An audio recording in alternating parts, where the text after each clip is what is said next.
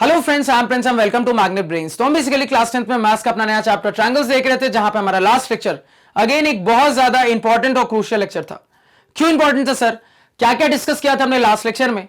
तो last lecture के अंदर हमने एक बहुत इंपॉर्टेंट सवालों की वैरायटी पे डिस्कशन किया था।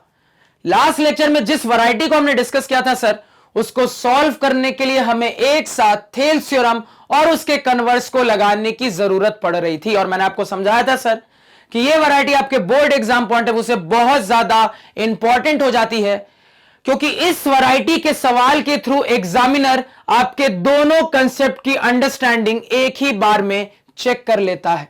तो मैं उम्मीद कर सकता हूं कि लास्ट लेक्चर में आपके साथ जितने सवाल मैंने डिस्कस किए, उन सारे सवालों का कंसेप्ट आपको बहुत अच्छे से क्लियर है। कहीं पे भी किसी किस्म का आपको डाउट नहीं है। इन केस कहीं पे कोई डाउट अराइज होता है तो आप मेरे लास्ट लेक्चर को उस पॉइंट पे दोबारा से देखें, आपका डाउट अपने आप क्लियर हो जाएगा। अगर इसके बाद भी डाउट क्लियर नहीं होता तो जरूर से मुझे कमेंट सेक्शन में बताना। अब मैंने आपको लास्ट लेक्चर में ढेर सारा होमवर्क भी दिया था, तो उम्मीद कर सकता हूं कि सारे स्टूडेंट्स ने होमवर्क को कंप्लीट किया होगा। अब ये तो पूरी कहानी सर लास्ट लेक्चर की हो गई। इस लेक्चर में क्या करेंगे? तो इस लेक्चर के अंदर सबसे पहले अपनी इसी डुअल वाली वैरायटी के रिमेनिंग सवालों को सॉल्व कर लेते हैं, जिसके बाद अपने नेक्स्ट थ्योरम पे जंप कर जाएंगे। तो यहां पे बिना टाइम वेस्ट किए हुए अपने लेक्चर को इस शानदार सवाल के साथ स्टार्ट करते हैं सर। तो सबसे पहले अपने सवाल को पढ़ के सवाल की कहानी समझ लेते हैं सर कि सवाल क्या कह रहा है। तो सवाल यहां पे कह रहा है कि let A B C be a triangle and D and E be 2 points on side A B such that AD is equal to B, such that D and E are adjacent to A and B respectively. If DP parallel BC and EQ parallel AC, then prove that PQ parallel AB.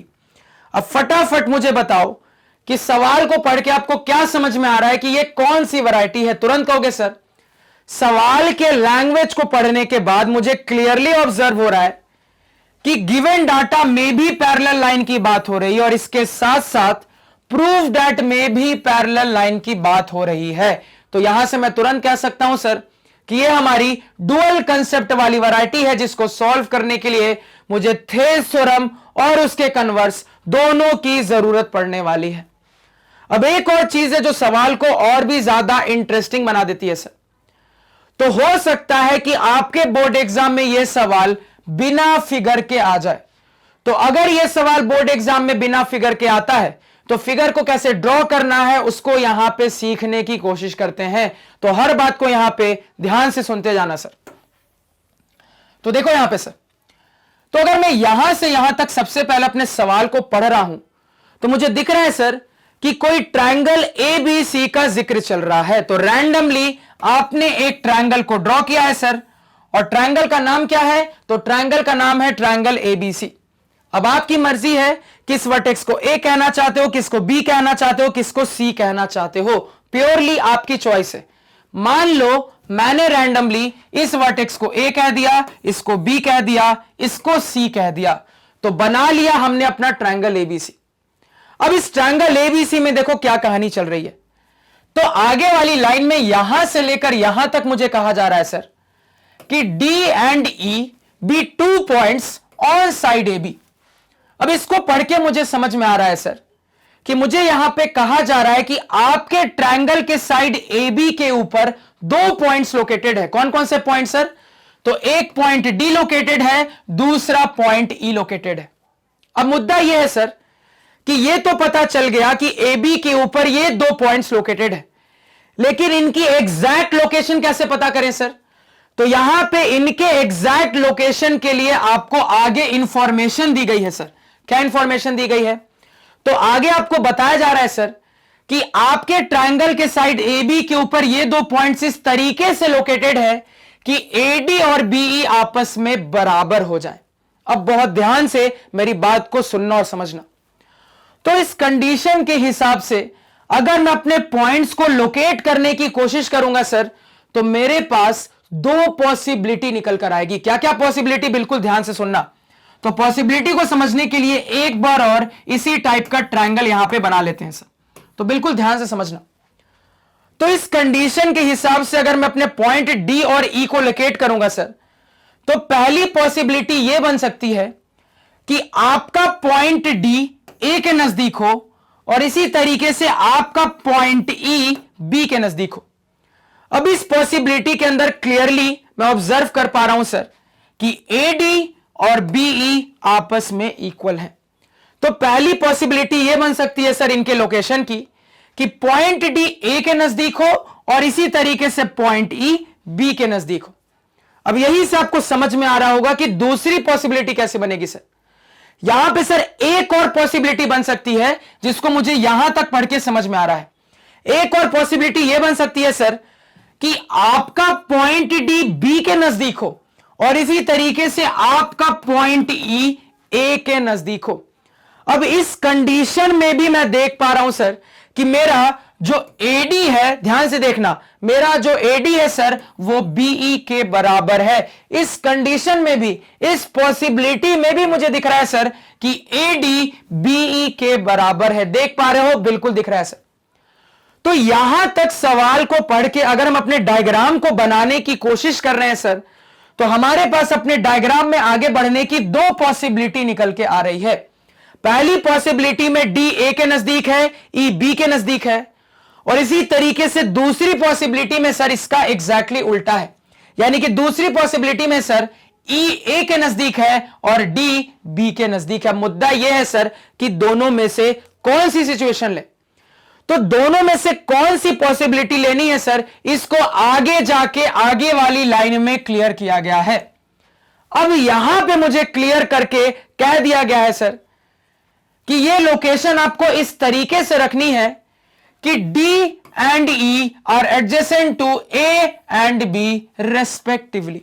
अब देखो फिर से respectively word आ गया, तो मुझे पता है sir पहले के लिए पहला, दूसरे के लिए दूसरा, यानी कि D के लिए A जाएगा, E के लिए B जाएगा सर। अब देखो, अब आगे जाके मुझे क्लियर किया गया है सर कि आपको अपने पॉइंट्स D और E की लोकेशन इस तरीके से रखनी है कि D A के एडजेसेंट हो और इसी तरीके से E B के एडजेसेंट हो। इसका क्या मतलब है सर? इसका मतलब यह है कि आपको अपनी लोकेशन इस तरीके से रखनी है कि D A के नजदीक हो और इसी तरीके से पॉइंट E B के नजदीक हो।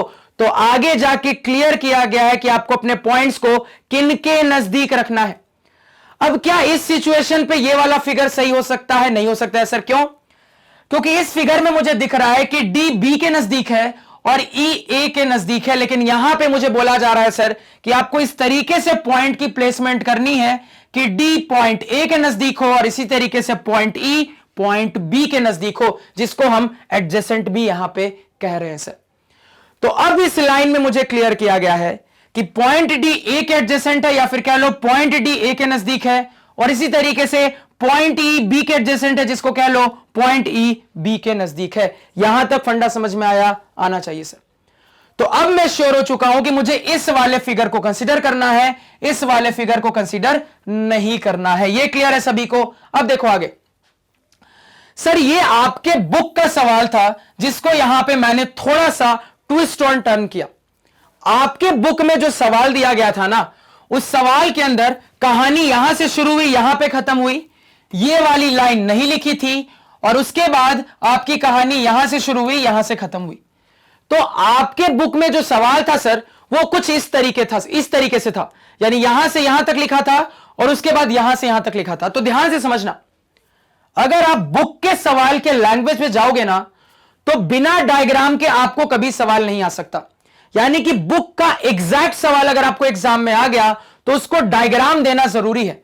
और डायग्राम देना क्यों जरूरी है आपको समझ में आ रहा होगा, क्योंकि आपको क्लियर हो रहा है सर कि अगर कोई मुझे इस वाली लाइन के बारे में नहीं बताएगा तो मेरे पास दो सिचुएशन बनके तैयार हो रहे हैं। तो कौन सी सिचुएशन से आगे बढ़ना है यह मुझे क्लियर नहीं हो पाएगा। यानी कि अगर बुक वाला सवाल एग्जाम में उठकर आ गया तो फिगर देना पड़ेगा, लेकिन अगर यह सवाल आपके एग्जाम में आ गया सर तो यह बिना फिगर के भी दिया जा सकता है, क्योंकि इस सवाल पे आप फिगर खुद से भी कंस्ट्रक्ट कर सकते हो। इतना फंडा क्लियर है? क्लियर होना चाहिए सर। अब आगे बढ़ते हैं सवाल में, तो ध्यान से सुनना। अब आगे जाके मुझे कहा जा रहा है सर कि इफ डीपी पैरेलल बीसी, ध्यान से सुनना, मुझे कहा जा रहा है सर कि डीपी और बीसी आपस में पैरेलल है। यानी इसको देखकर मुझे समझ में आ रहा है सर कि अब मुझे अपने फिगर के अंदर डी से एक लाइन बनानी है जो कि बीसी के पैरेलल हो। डी से एक लाइन बनानी है सर जो कि बीसी के पैरेलल हो, और ये पूरी लाइन का नाम क्या होगा सर? डीपी होगा। तो इससे समझ में आ रहा है सर कि ये जो लाइन डी से मैंने बनाई है ये जरूर मेरे एसी को पॉइंट पी पे इंटरसेक्ट कर रही है। अब ये पूरी कंडीशन सेटिस्फाई हो रही है कि डीपी बीसी के पैरेलल है। अब इसी तरीके से आगे मुझे कहा जा रहा है सर कि EQ और AC भी आपस में पैरेलल है। अब इसको पढ़ के समझ में आ रहा है सर कि जरूर पॉइंट E से एक लाइन बनाई गई है जो कि AC के पैरेलल है।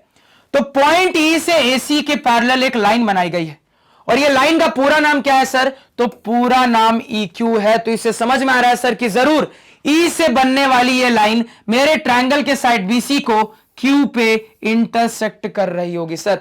तो इस इंफॉर्मेशन को भी हमने डायग्रामेटिकली शो करके दिखा दिया।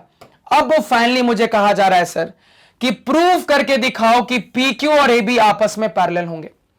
तो AB ये रहा सर, और ये रहा PQ, यानी कि PQ की बात हो रही है सर, यानी कि मुझे P और Q को यहां पे जोड़ना पड़ेगा। तो अब फाइनली मुझे कहा जा रहा है सर कि आप प्रूव करके दिखाओ, आप साबित करके दिखाओ कि ये इसके पैरेलल होगा। लो बना लिया सर फिगर। क्या ये फिगर इसके जैसा नहीं दिख रहा? तुरंत कहोगे सर बिल्कुल इसके जैसा दिख रहा है। तो अगर ये एग्जैक्ट सवाल जैसा मैं अभी क्लास में करवा रहा हूं आपके बोर्ड एग्जाम में आ गया तो बिना फिगर के भी दिया जा सकता है। तो वहां पे मेंटली प्रिपेयर्ड रहना कि फिगर को कैसे ड्रॉ करना है। लेकिन अगर बुक वाला सवाल आपके एग्जाम में आ गया तो वो बिना फिगर के दिया नहीं जा सकता। क्यों दिया नहीं जा सकता मैंने आपको अभी जस्ट समझाया। इतना क्लियर है? अब आगे बढ़ते हैं सर। तो फिगर बनाना यहां पे हमने सीख लिया। अब अपने इंफॉर्मेशन को डायग्राम में शो करते हैं सर। तो मुझे दिख रहा है कि यहां पे इंफॉर्मेशन के तौर पर मुझे दो पैरेलल लाइन के सेट के बारे में बताया जा रहा है। सबसे पहले इंफॉर्मेशन में कहा जा रहा है सर कि आपके फिगर के अंदर डीपी और बीसी आपस में पैरेलल है।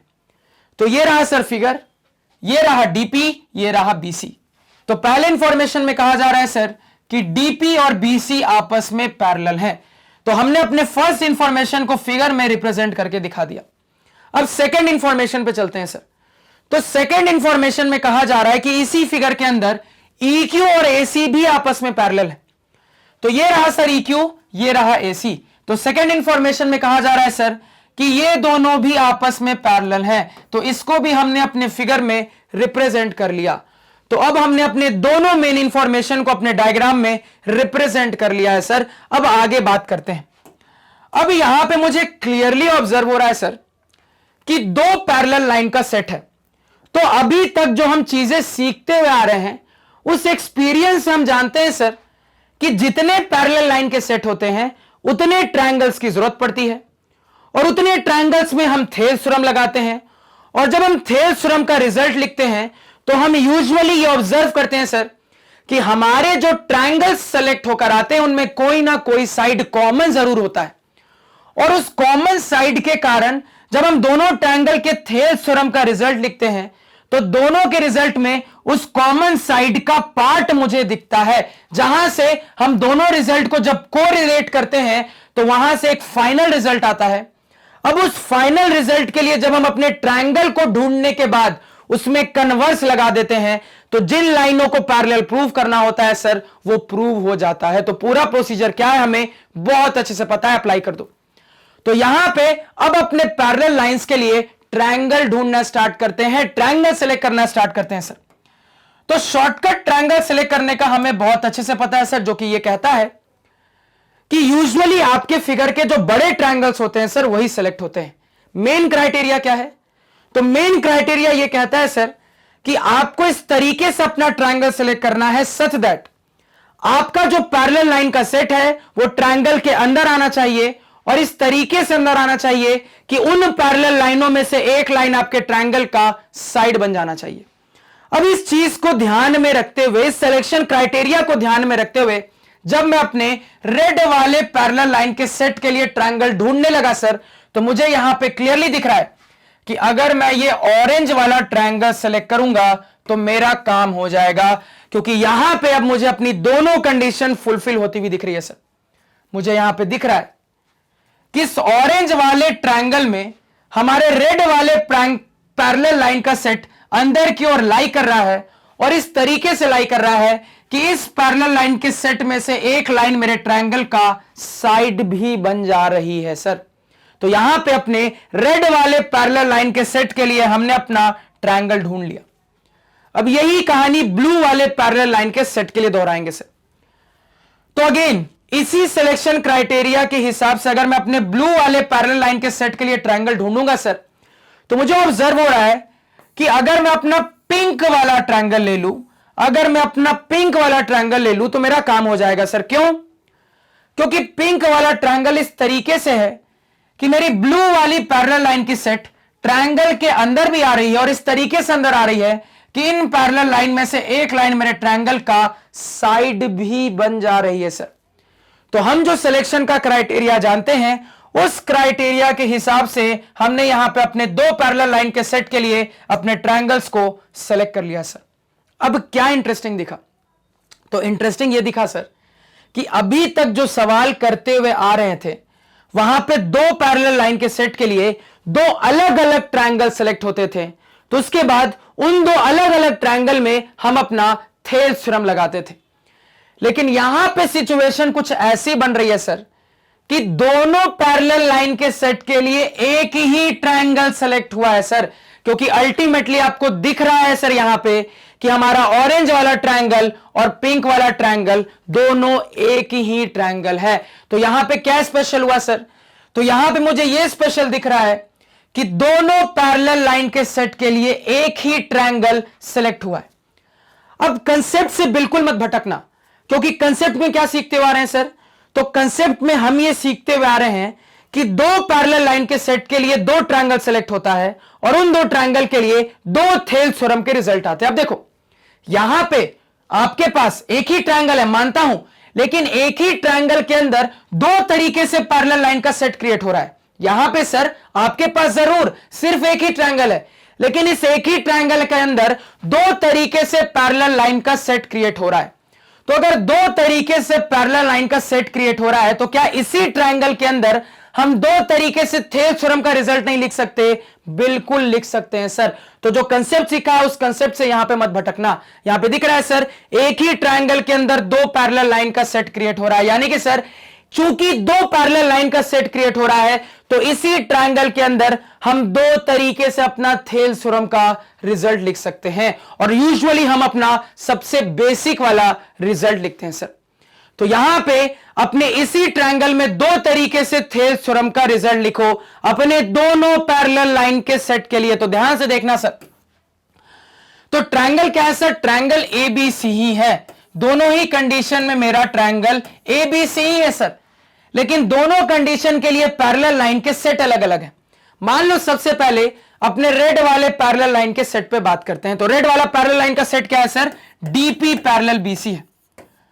अब अपने रेड वाले पैरेलल लाइन के सेट के हिसाब से अगर मैं अपने ट्रायंगल एबीसी में थेल्स थ्योरम का बेसिक वाला रिजल्ट यूज करूंगा तो मैं लिख सकता हूं sir AD divided by DB, AD divided by DB बराबर एपी डिवाइडेड बाय पीसी बराबर एपी डिवाइडेड बाय पीसी। इसको समझने में किसी को कोई दिक्कत नहीं होनी चाहिए सर।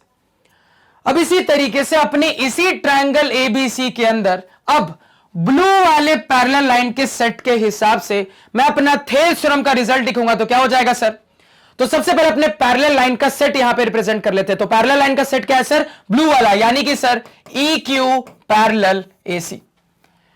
तो सर यहां पे अगर मैं अपने थेल्स थ्योरम का बेसिक वाला रिजल्ट यूज करूं तो मैं लिख सकता हूं B Q divided by Q C, B Q divided by Q C बराबर बीई डिवाइडेड बाय बराबर BE divided by E A. ये मैं यहां पे तुरंत लिख सकता हूं। अब बड़े ध्यान से यहां पे चीजों को समझने की कोशिश करना। इस डुअल वाली वैरायटी के जितने भी सवाल हमने बनाए सर अभी तक, वहां पे हम मेनली ये ऑब्जर्व करते थे कि जब हम अपने दो ट्रायंगल्स के अंदर थेल्स थ्योरम का रिजल्ट लगाते थे तो चूंकि दोनों ट्रायंगल के लिए एक साइड कॉमन होती थी, इसी वजह से दोनों के रिजल्ट में उस कॉमन साइड का पार्ट मुझे दिखता था, और उसी रीजन की वजह से हम अपने दोनों रिजल्ट को कोरिलेट कर पाते थे। लेकिन यहां पे चीजें कोरिलेट होती हुई नहीं दिख पा रही। कैसे सर? ध्यान देना, क्या आपको इन दोनों रेशियो में कुछ भी कॉमन दिख रहा है? तो तुरंत कहोगे सर कि मुझे अपने दोनों रेशियो में फिलहाल कुछ भी कॉमन नहीं दिख रहा है जिससे मैं चीजों को कोरिलेट कर पाऊं। तो देखो कैसे दिमाग लगाऊंगा, ध्यान से देखना। तो क्या क्या जितना दिख रहा है उसी में क्या क्या कोरिलेट कर सकते हो। तो मुझे यहां पे ऑब्जर्व हो रहा है सर कि अगर मैं अपने इस वाले रेशियो का ये वाला पार्ट देखूं और इस वाले रेशियो का ये वाला पार्ट देखूं, तो मुझे दिख रहा है सर कि सवाल ने बता दिया था कि AD और BE आपस में बराबर है। तो अगर AD और BE आपस में बराबर है सर, तो यहां पे मैं AD को B से रिप्लेस कर सकता हूं या फिर कह लो BE को AD से रिप्लेस कर सकता हूं सर। तो मान लो आपने AD को BE से रिप्लेस कर दिया, तो बड़े ध्यान से सुनना। तो यहां पे जब इस कंडीशन के हिसाब से हमने चेंज किया तो मेरे पास आ रहा है BE बाई DB बराबर AP डिवाइडेड बाई PC, और यहां पे आ रहा है sir BQ divided by QC बराबर BE डिवाइडेड बाई EA। अब देखो, अब थोड़ा थोड़ा समझ में आ रहा है कि कैसे चीजें कोरिलेट होंगी, क्योंकि अब मुझे दिख रहा है सर कि दोनों ही रेशियोज को कोरिलेट करने के लिए दोनों के अंदर मुझे कुछ ना कुछ सेम चीज मिलनी चाहिए, कुछ ना कुछ कॉमन रेशियो मिलना चाहिए। और उस कॉमन रेशियो की राह पे हम बढ़ चुके हैं सर, क्योंकि मुझे ऑब्जर्व हो रहा है कि दोनों साइड हमारे रेशियो का जो एक एक पार्ट है उस एक एक पार्ट का न्यूमरेटर सेम हमने बना दिया सर। तो न्यूमरेटर सेम बन गया है। अगर डिनोमिनेटर भी सेम होता तो मेरा तुरंत काम हो जाता, क्योंकि जैसे ही डिनोमिनेटर सेम होता अब मैं इनडायरेक्टली इन दोनों को कोरिलेट कर पाता और उसके बाद आगे कन्वर्स को अप्लाई कर पाता। तो पूरा मुद्दा यह है सर कि क्या किसी तरीके से मैं DB और EA को बराबर दिखा सकता हूं, क्योंकि सर B तो दोनों जगह ऊपर में आ गया, अगर नीचे भी कुछ सेम आ जाता तो मेरा काम हो जाता। अब उस पर सोचने की कोशिश करते हैं, तो ध्यान से सुनना। पार्ट क्या क्या है सर, DB और EA है, DB EA है सर। अब DB और EA को थोड़ा फिगर में देखते हैं, तो ध्यान से देखना सर। तो ये रहा सर DB और ये रहा सर मेरा EA। अब इसको थोड़ा ध्यान से देखोगे तो ऑब्जर्व हो रहा होगा सर आपको कि अगर आप BE में ED को ऐड कर दोगे, अगर आप BE में ED को ऐड कर दोगे तो आपका BD आ जाएगा सर। और इसी तरीके से अगर आप AD में ED को ऐड कर दोगे तो आपका EA निकल कर आ जाएगा सर। तो यहां से मुझे एक बड़ी इंटरेस्टिंग चीज ऑब्जर्व हो रही है। यहां से मुझे ऑब्जर्व हो रहा है सर कि अगर मैं अपने इन दोनों इक्वल पार्ट्स में, अगर मैं अपने इन दोनों इक्वल पार्ट्स में ED को ऐड कर दूंगा तो ये जो रिक्वायर्ड रिजल्ट है सर, ये रिक्वायर्ड रिजल्ट निकल कर आ जाएगा। और जैसे ही मैं यहां पे ऐड करूंगा तो दोनों के बीच में क्या रिलेशन है ये भी मुझे समझ में आ जाएगा। कैसे, ध्यान से देखना सर। तो आपको बताया गया था कि AD और BE आपस में बराबर है। आपको बताया गया था सर कि AD और BE आपस में बराबर। अब ध्यान से देखना, मुझे दिख रहा है सर अगर मैं AD में ED को ऐड कर दूं और इसी तरीके से BE में भी ED को ऐड कर दूं तो दोनों में ऐड करने के बाद मेरे पास ये दोनों पार्ट्स निकल कर आ जाएंगे। कर दो ऐड सर।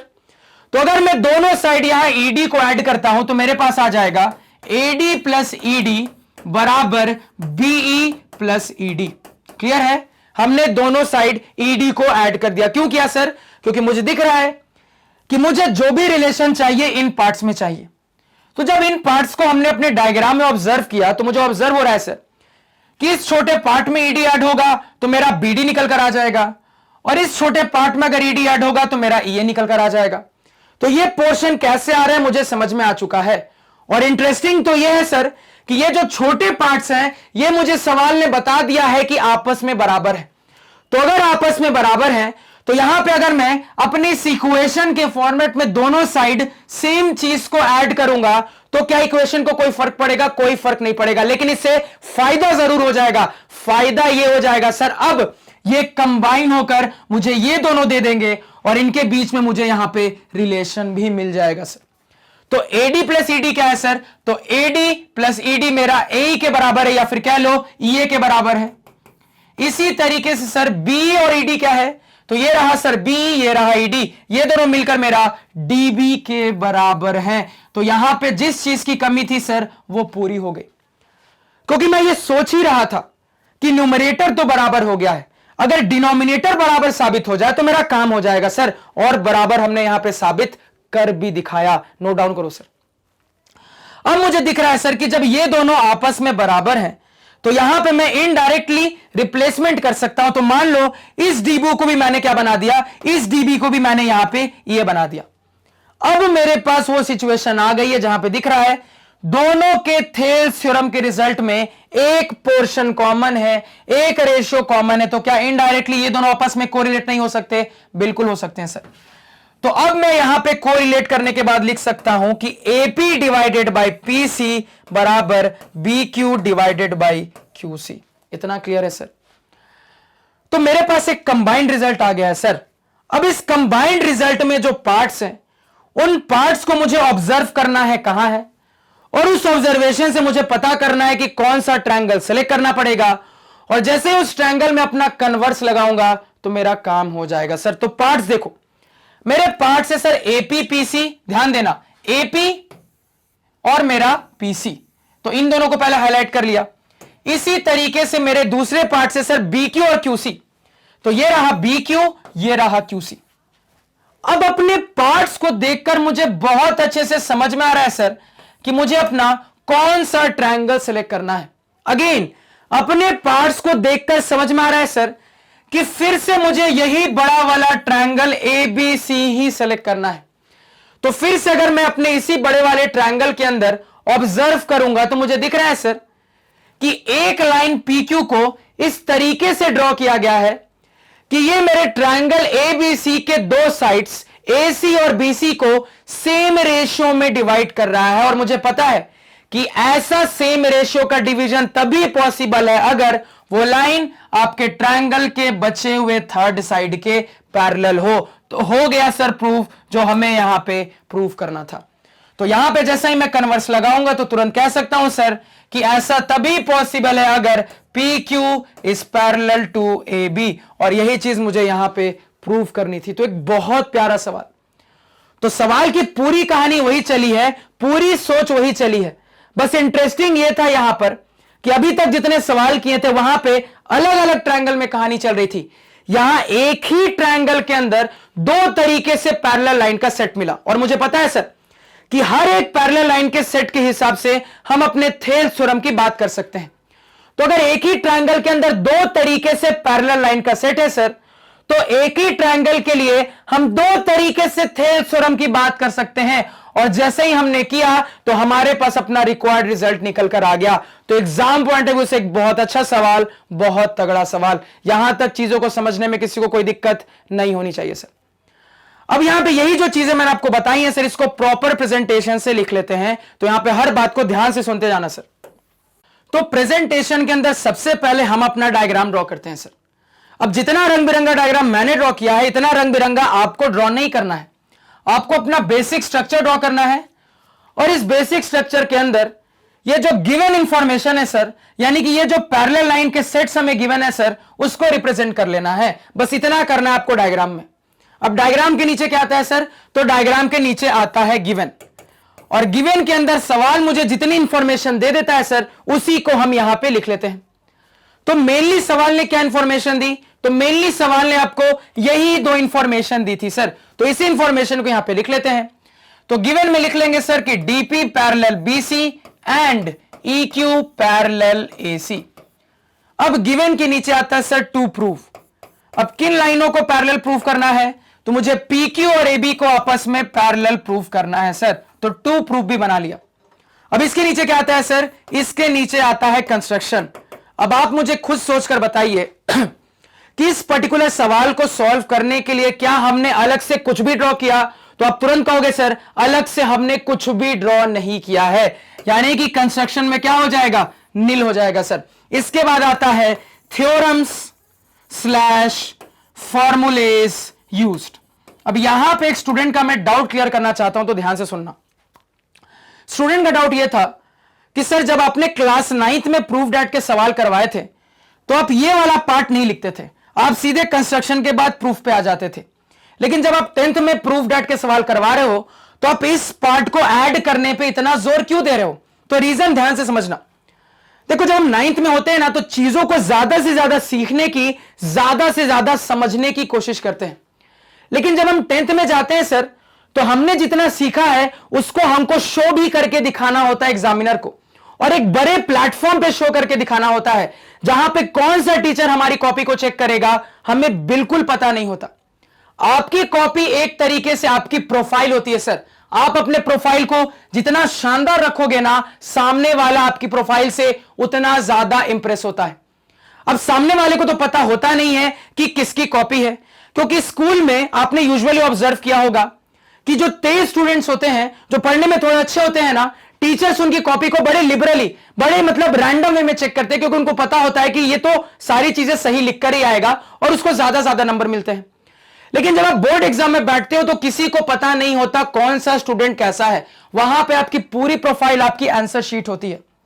तो आपके कॉपी से एग्जामिनर बिल्कुल तगड़े तरीके से इंप्रेस हो जाए, इसी वजह से मैं आपको प्रेजेंटेशन में कुछ चीजें, कुछ टेक्निक्स बताता हूं जिसको आप फॉलो किया करो। क्योंकि मैंने आपको यह बात कई बार बताई है कि जब हम बोर्ड एग्जाम में कॉपी लिखते हैं ना, तो इस चीज को ध्यान में लिखकर लिखते हैं कि वो एग्जामिनर नहीं है, वो एक ऐसा बच्चा है जिसको कुछ नहीं पता है। और मेरा टारगेट है कि मैं अपने कॉपी से उस बच्चे को हर कुछ सिखा दूं। यानी एक्चुअली में यहां कंसेप्ट उल्टा चलता है। बच्चे आप नहीं होते, बच्चा एग्जामिनर होता है। आपको एग्जामिनर को ही बच्चा समझते हो अपने कॉपी को प्रेजेंट करना होता है। इस तरीके से परफेक्ट वे में प्रेजेंटेशन दो कि आपको आंसर के पढ़ते के साथ ही वो एग्जामिनर इंप्रेस हो जाए। और एक बार वो शुरुआत के पन्नों में ही आपसे इंप्रेस हो गया ना, उसके बाद तो आपकी कॉपी बहुत इजी वे में चेक करेगा। उसके बाद वो आपके आंसर्स पे उतना ज्यादा ध्यान नहीं देगा, फटाफट नंबर देके आगे बढ़ेगा। और इससे फायदा आपको ही मिलेगा, क्योंकि हो सकता है आपने बीच में कोई सिली सी मिस्टेक कर दी है, लेकिन एग्जामिनर उस पर ध्यान नहीं देगा, आपको पूरे नंबर देके आगे निकल जाएगा। तो ये फायदा होता है। इसी वजह से आपको टीचर्स देखो स्कूल में कहते होंगे कि जब आप मैथ्स की कॉपी लिखते हो ना, तो शुरुआत में काटा पीटी मच मचाया करो। कम से कम शुरुआत के 4-5 पन्ने तो बिल्कुल फ्रेश और बहुत अच्छे रखा करो, क्योंकि वो शुरुआत के पन्नों से ही उसका मूड बनता है कि आप कितने अच्छे स्टूडेंट हो। तो एक बार शुरुआत के कुछ पन्नों में आपने क्लैरिटी दिखा दी, कुछ भी कट्टम कुट्टी नहीं है, तो उससे सामने वाला समझ जाएगा कि इसको जो भी पता है बहुत अच्छे से पता है, क्योंकि उसने कुछ भी काटा पीटा नहीं है किसी भी सवाल को सॉल्व करने के लिए। और इस तरीके से जो छोटी छोटी चीजें आप लिखते हो ना, उसको देखकर एग्जामिनर बहुत इंप्रेस होता है। इसी वजह से जब मैंने 10th में आपको बताया तो मैंने आपको कहा ये स्टेप भी लिखा करो, क्योंकि ये स्टेप बहुत सारे आपके दोस्त ही नहीं लिखेंगे, लेकिन जब आप लिखोगे ना तो एग्जामिनर इससे बहुत ज्यादा इंप्रेस होगा। तो पूरा खेल यहां पे हमारे बोर्ड एग्जाम के अंदर नॉलेज लेना तो है ही, क्योंकि ये नॉलेज आगे काम आने वाली है, लेकिन नॉलेज के साथ साथ सामने वाले को इंप्रेस करना भी है। तो यहां पे आपको समझना पड़ेगा कि आप बोर्ड के कॉपी में एक्सप्रेस तो करते हो, लेकिन एक्सप्रेस के साथ साथ इंप्रेस भी करने की कोशिश करते हो, और ये जरूरी है, ये आपको करना पड़ेगा। तभी आपको मैथ्स में 100 आउट ऑफ 100 आने के चांसेस होते हैं, क्योंकि जब तक टीचर इंप्रेस नहीं होगा तब तक वो आपको कभी पूरे नंबर नहीं देगा। इस बात को याद रखना। क्लियर है? अब कंटिन्यू करते हैं सर। तो थ्योरम/फॉर्मूलेज यूज, तो क्या क्या यूज किया सर? मेनली अपने वही 2 थ्योरम यूज किए। यानी सबसे पहले तो हमने अपना थेल्स थ्योरम यूज किया, तो अब थेल्स थ्योरम लिखोगे, ब्रैकेट में उसका स्टेटमेंट लिखोगे। इसके नीचे आपने क्या यूज किया सर? तो converse of Thales theorem use किया, तो कन्वर्स ऑफ थेल्स थ्योरम और ब्रैकेट में उसका स्टेटमेंट। और फाइनली इसके बाद सर हम प्रूफ की बात करते हैं, तो इतना पहले नोट डाउन करो। अब आगे चलते हैं सर। तो प्रूफ में क्या क्या लिखेंगे सर? तो प्रूफ ध्यान देना। अब तो एक ही ट्रायंगल की तो पूरे सवाल में बात ही करनी है सर, तो यहां पे फटाफट उस ट्रायंगल पे डिस्कशन स्टार्ट करते हैं। तो यहां पे लिख देंगे सर इन ट्रायंगल एबीसी, इन ट्रायंगल एबीसी। तो सबसे पहले मान लो अपने रेड वाले पैरेलल लाइन के सेट को कंसीडर करते हैं। तो इन triangle ABC since DP parallel BC, since DP parallel BC, therefore मैं कह सकता हूं सर, अगर मैं अपने थेल्स थ्योरम का बेसिक वाला रिजल्ट लगाऊं तो AD divided by DB, therefore AD divided by DB बराबर इस तरफ हो जाएगा AP बाय PC बराबर AP डिवाइडेड बाय PC। इसको घेर देंगे सर यहां पे ब्रैकेट में बाय थेल्स थ्योरम, या फिर कह लो बाय बेसिक प्रोपोर्शनैलिटी थ्योरम, और यह आपका इक्वेशन नंबर 1 हो जाएगा। इसी तरीके से also in triangle ABC, also in triangle ABC। अब इसी ट्रायंगल एबीसी के अंदर एक और पैरेलल लाइन का सेट है सर, हमारे ब्लू वाले पैरेलल लाइन का सेट है। तो यहां पे बताओ also in triangle ABC since आपका QE पैरेलल टू AC, क्या है सर? आपका EQ parallel to AC, EQ parallel to AC। Therefore यहां से मैं कह सकता हूं सर कि B Q by Q C, therefore B Q divided by Q C बराबर BE divided by E A बराबर BE divided by E A. इसको समझने में किसी को कोई दिक्कत अगेन नहीं होनी चाहिए सर। तो ब्रैकेट में बाई थेल्स थ्योरम और ये आपका हो गया इक्वेशन नंबर 2। क्लियर है? अब देखो, अब यहां पे डायरेक्टली तो आप फ्रॉम इक्वेशन नंबर 1 एंड 2 तो बोल नहीं सकते, अब आपको अपने पार्ट्स को इक्वल दिखाना पड़ेगा। तो यहां पे अब आगे काम करेंगे तो ध्यान से सुनना। अब यहां पे लिखेंगे sir we also observe that, क्या हमने ऑब्जर्व किया है सर कि एडी बीई के बराबर है, एडी इक्वल टू बी। ये बात आपने कहां से ऑब्जर्व की सर? तो ये बात गिवन थी, तो ब्रैकेट में लिख लेंगे गिवन। अब हमने क्या किया था सर? हमें दिखाना था कि बीडी और एई आपस में इक्वल होंगे, उसके लिए मुझे ईडी को दोनों साइड ऐड करना पड़ेगा। तो अब यहीं पे कंटिन्यू करेंगे सर, एडिंग। क्या करेंगे? Adding ED both sides, adding ED both sides. क्या हो जाएगा सर? तो यहां पे आ जाएगा एडी प्लस ईडी बराबर बीई प्लस ईडी। अब मैं बोल सकता हूं sir AD plus ED, AD plus ED कितना हो जाएगा सर? ए हो जाएगा या फिर कह लो ईए हो जाएगा। जो आपको यूज करना है उस हिसाब से लिख लो। तो मुझे ईए यूज करना है, मैंने ये लिख लिया। इसी तरीके से बी प्लस ईडी कितना हो जाएगा सर? तो बी प्लस ईडी यहां पे बीडी हो जाएगा, और यहां आपने बीडी यूज किया नहीं, डीबी यूज किया है। तो जिस तरीके से यूसेज कर रहे हो ना, उस यूसेज के हिसाब से लिखा करो। ध्यान देना, मैं इसको डीबी भी लिख सकता हूं, बीडी भी लिख सकता हूं, कोई दिक्कत नहीं है, लेकिन हमेशा कभी भी अपने आंसर को प्रेजेंट करते हो तो यूसेज के हिसाब से काम करो। अब आपने शुरुआत से जो यूसेज किया उसमें आपने ईए की बात की है, इसी वजह से आपने इसको कंबाइन करके ईए बताया। इसी तरीके से आपने डीबी की बात की है तो कंबाइन करके यहां पे डीबी बताओगे। देखो, आप ईए बोलो एई बोलो फर्क नहीं पड़ता है, आप डीबी बोलो बीडी बोलो फर्क नहीं पड़ता है, लेकिन जिस तरीके से यूज किया है उसी तरीके से आगे बढ़ो। और ये जो मेरे पास अब रिजल्ट आया है इसको हम इक्वेशन नंबर 3 कह देंगे। ये क्लियर है? इतना पहले नोट डाउन करो। अब यहां ध्यान देना, अब ये जो हमारे पास आ रहे हैं सर रिजल्ट्स, अब मैं यहां से बोल सकता हूं सर, ध्यान से देखना। नाउ अब इसमें थोड़ा सा चेंज करते हैं सर। क्या चेंज करेंगे? तो यहां पे सर इसमें डीबी के बदले में क्या लिख देता हूं? ये लिख देता हूं। तो यहां पे मैं लिख दूंगा नाउ एडी। अब देखो, एडी के बदले भी क्या लिख सकता हूं सर? तो एडी के बदले बी लिख सकता हूं। तो यहां पे एडी को बी से रिप्लेस कर दिया, डिवाइडेड बाय डीबी के बदले क्या लिख सकता हूं सर? ईए लिख सकता हूं, इसको ईए से रिप्लेस कर दिया बराबर राइट साइड तो यही रहने वाला है, यानी कि एपी डिवाइडेड बाय पीसी। कैसे आया भैया ये? तो ब्रैकेट में आप लिखोगे by using equation number 3 in equation number 1। क्या लिखोगे sir? By using equation number 3 in equation number 1। In equation number 1 आपने इक्वेशन नंबर 3 का इस्तेमाल इक्वेशन नंबर 1 में किया है, तब जाके ये रिजल्ट आया है। इसको बोलोगे इक्वेशन नंबर 4, इसको बोलोगे इक्वेशन नंबर 4। इतना नोट डाउन करो। अब आप फाइनली बोलोगे सर कि from equation number 2 and equation number 4। अब आप यहां से फाइनली बोलोगे सर, क्या बोलोगे यहां पे? कि from equation number 2 and equation number 4 we can say that, क्या बोल सकते हैं सर? तो इन दोनों की मदद से अब हम यहां पे बोल सकते हैं कि B Q by Q C, B Q divided by Q C बराबर यहां पे कितना हो जाएगा सर? यहां पे हो जाएगा एपी बाई पीसी बराबर एपी डिवाइडेड बाई पीसी। यहां तक किसी को समझने में कोई दिक्कत नहीं होनी चाहिए। इसको अब बोल देंगे इक्वेशन नंबर 5। इतना नोट डाउन करो। अब इतना बोलने के बाद हम बोलेंगे सर यहां पे finally now we can say that in triangle, कौन सा ट्रायंगल है? तो कन्वर्स के लिए भी यही बड़ा वाला ट्रायंगल सेलेक्ट करना है सर। तो now in triangle ABC, since क्या रिजल्ट आया है?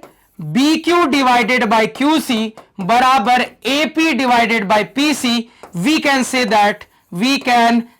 दैट यहां पे P Q parallel A B, P Q parallel A B bracket में by converse of Thales theorem, ये हम लिख लेंगे सर। और यहां पे मेंशन करेंगे, क्या मेंशन करेंगे? कि since P Q divides AC and BC, AC and BC of triangle ABC in the same ratio and this is only possible when, कब पॉसिबल है भैया ये इक्वल रेशियो का डिवीजन?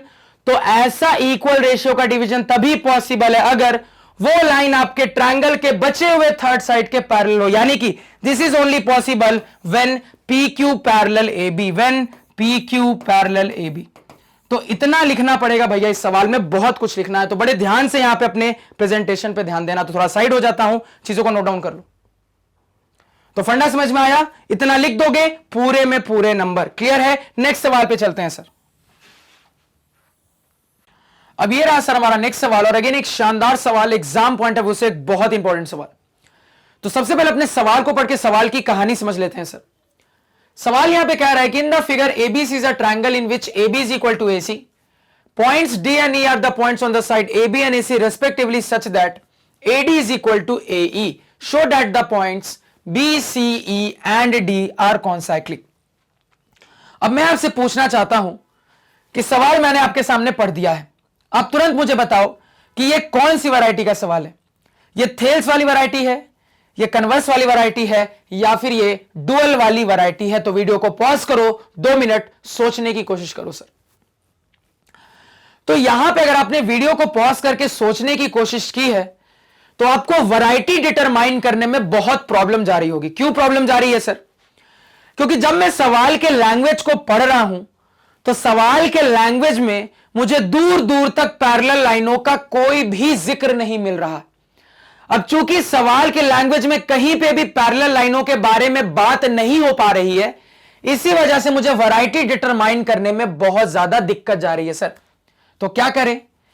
तो यहां पे अब मुझे अपने सवाल के हर एक लाइन की सर्जरी करनी पड़ेगी, क्योंकि अगर जब तक हम अपने सवाल की सर्जरी नहीं करेंगे तब तक हम वैरायटी को डिटरमाइन नहीं कर सकते। तो यहां पे अपने सवाल पे सर्जरी स्टार्ट करते हैं सर। तो सबसे पहले अपने सवाल के सबसे इंपॉर्टेंट लाइन की सर्जरी करते हैं। कौन है सवाल की सबसे इंपॉर्टेंट लाइन? तो ये आखिरी वाली लाइन आपके सवाल की सबसे ज्यादा इंपॉर्टेंट लाइन है सर। क्या कहा गया इस आखिरी वाली लाइन में? इस आखिरी वाली लाइन में कहा जा रहा है सर शो डैट। अब शो डैट का मैंने आपको मतलब सिखाया था। शो डैट का क्या मतलब होता है सर? शो डैट को हम प्रूफ डैट भी कह सकते हैं।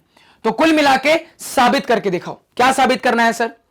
तो आपको साबित करना है कि पॉइंट्स B, C, E और D कौन साइक्लिक होंगे। आपको साबित करना है सर कि ये जो 4 पॉइंट्स में मैं मार्क कर रहा हूं, ये चारों पॉइंट्स कौन साइक्लिक होंगे, ये आपको साबित करना है।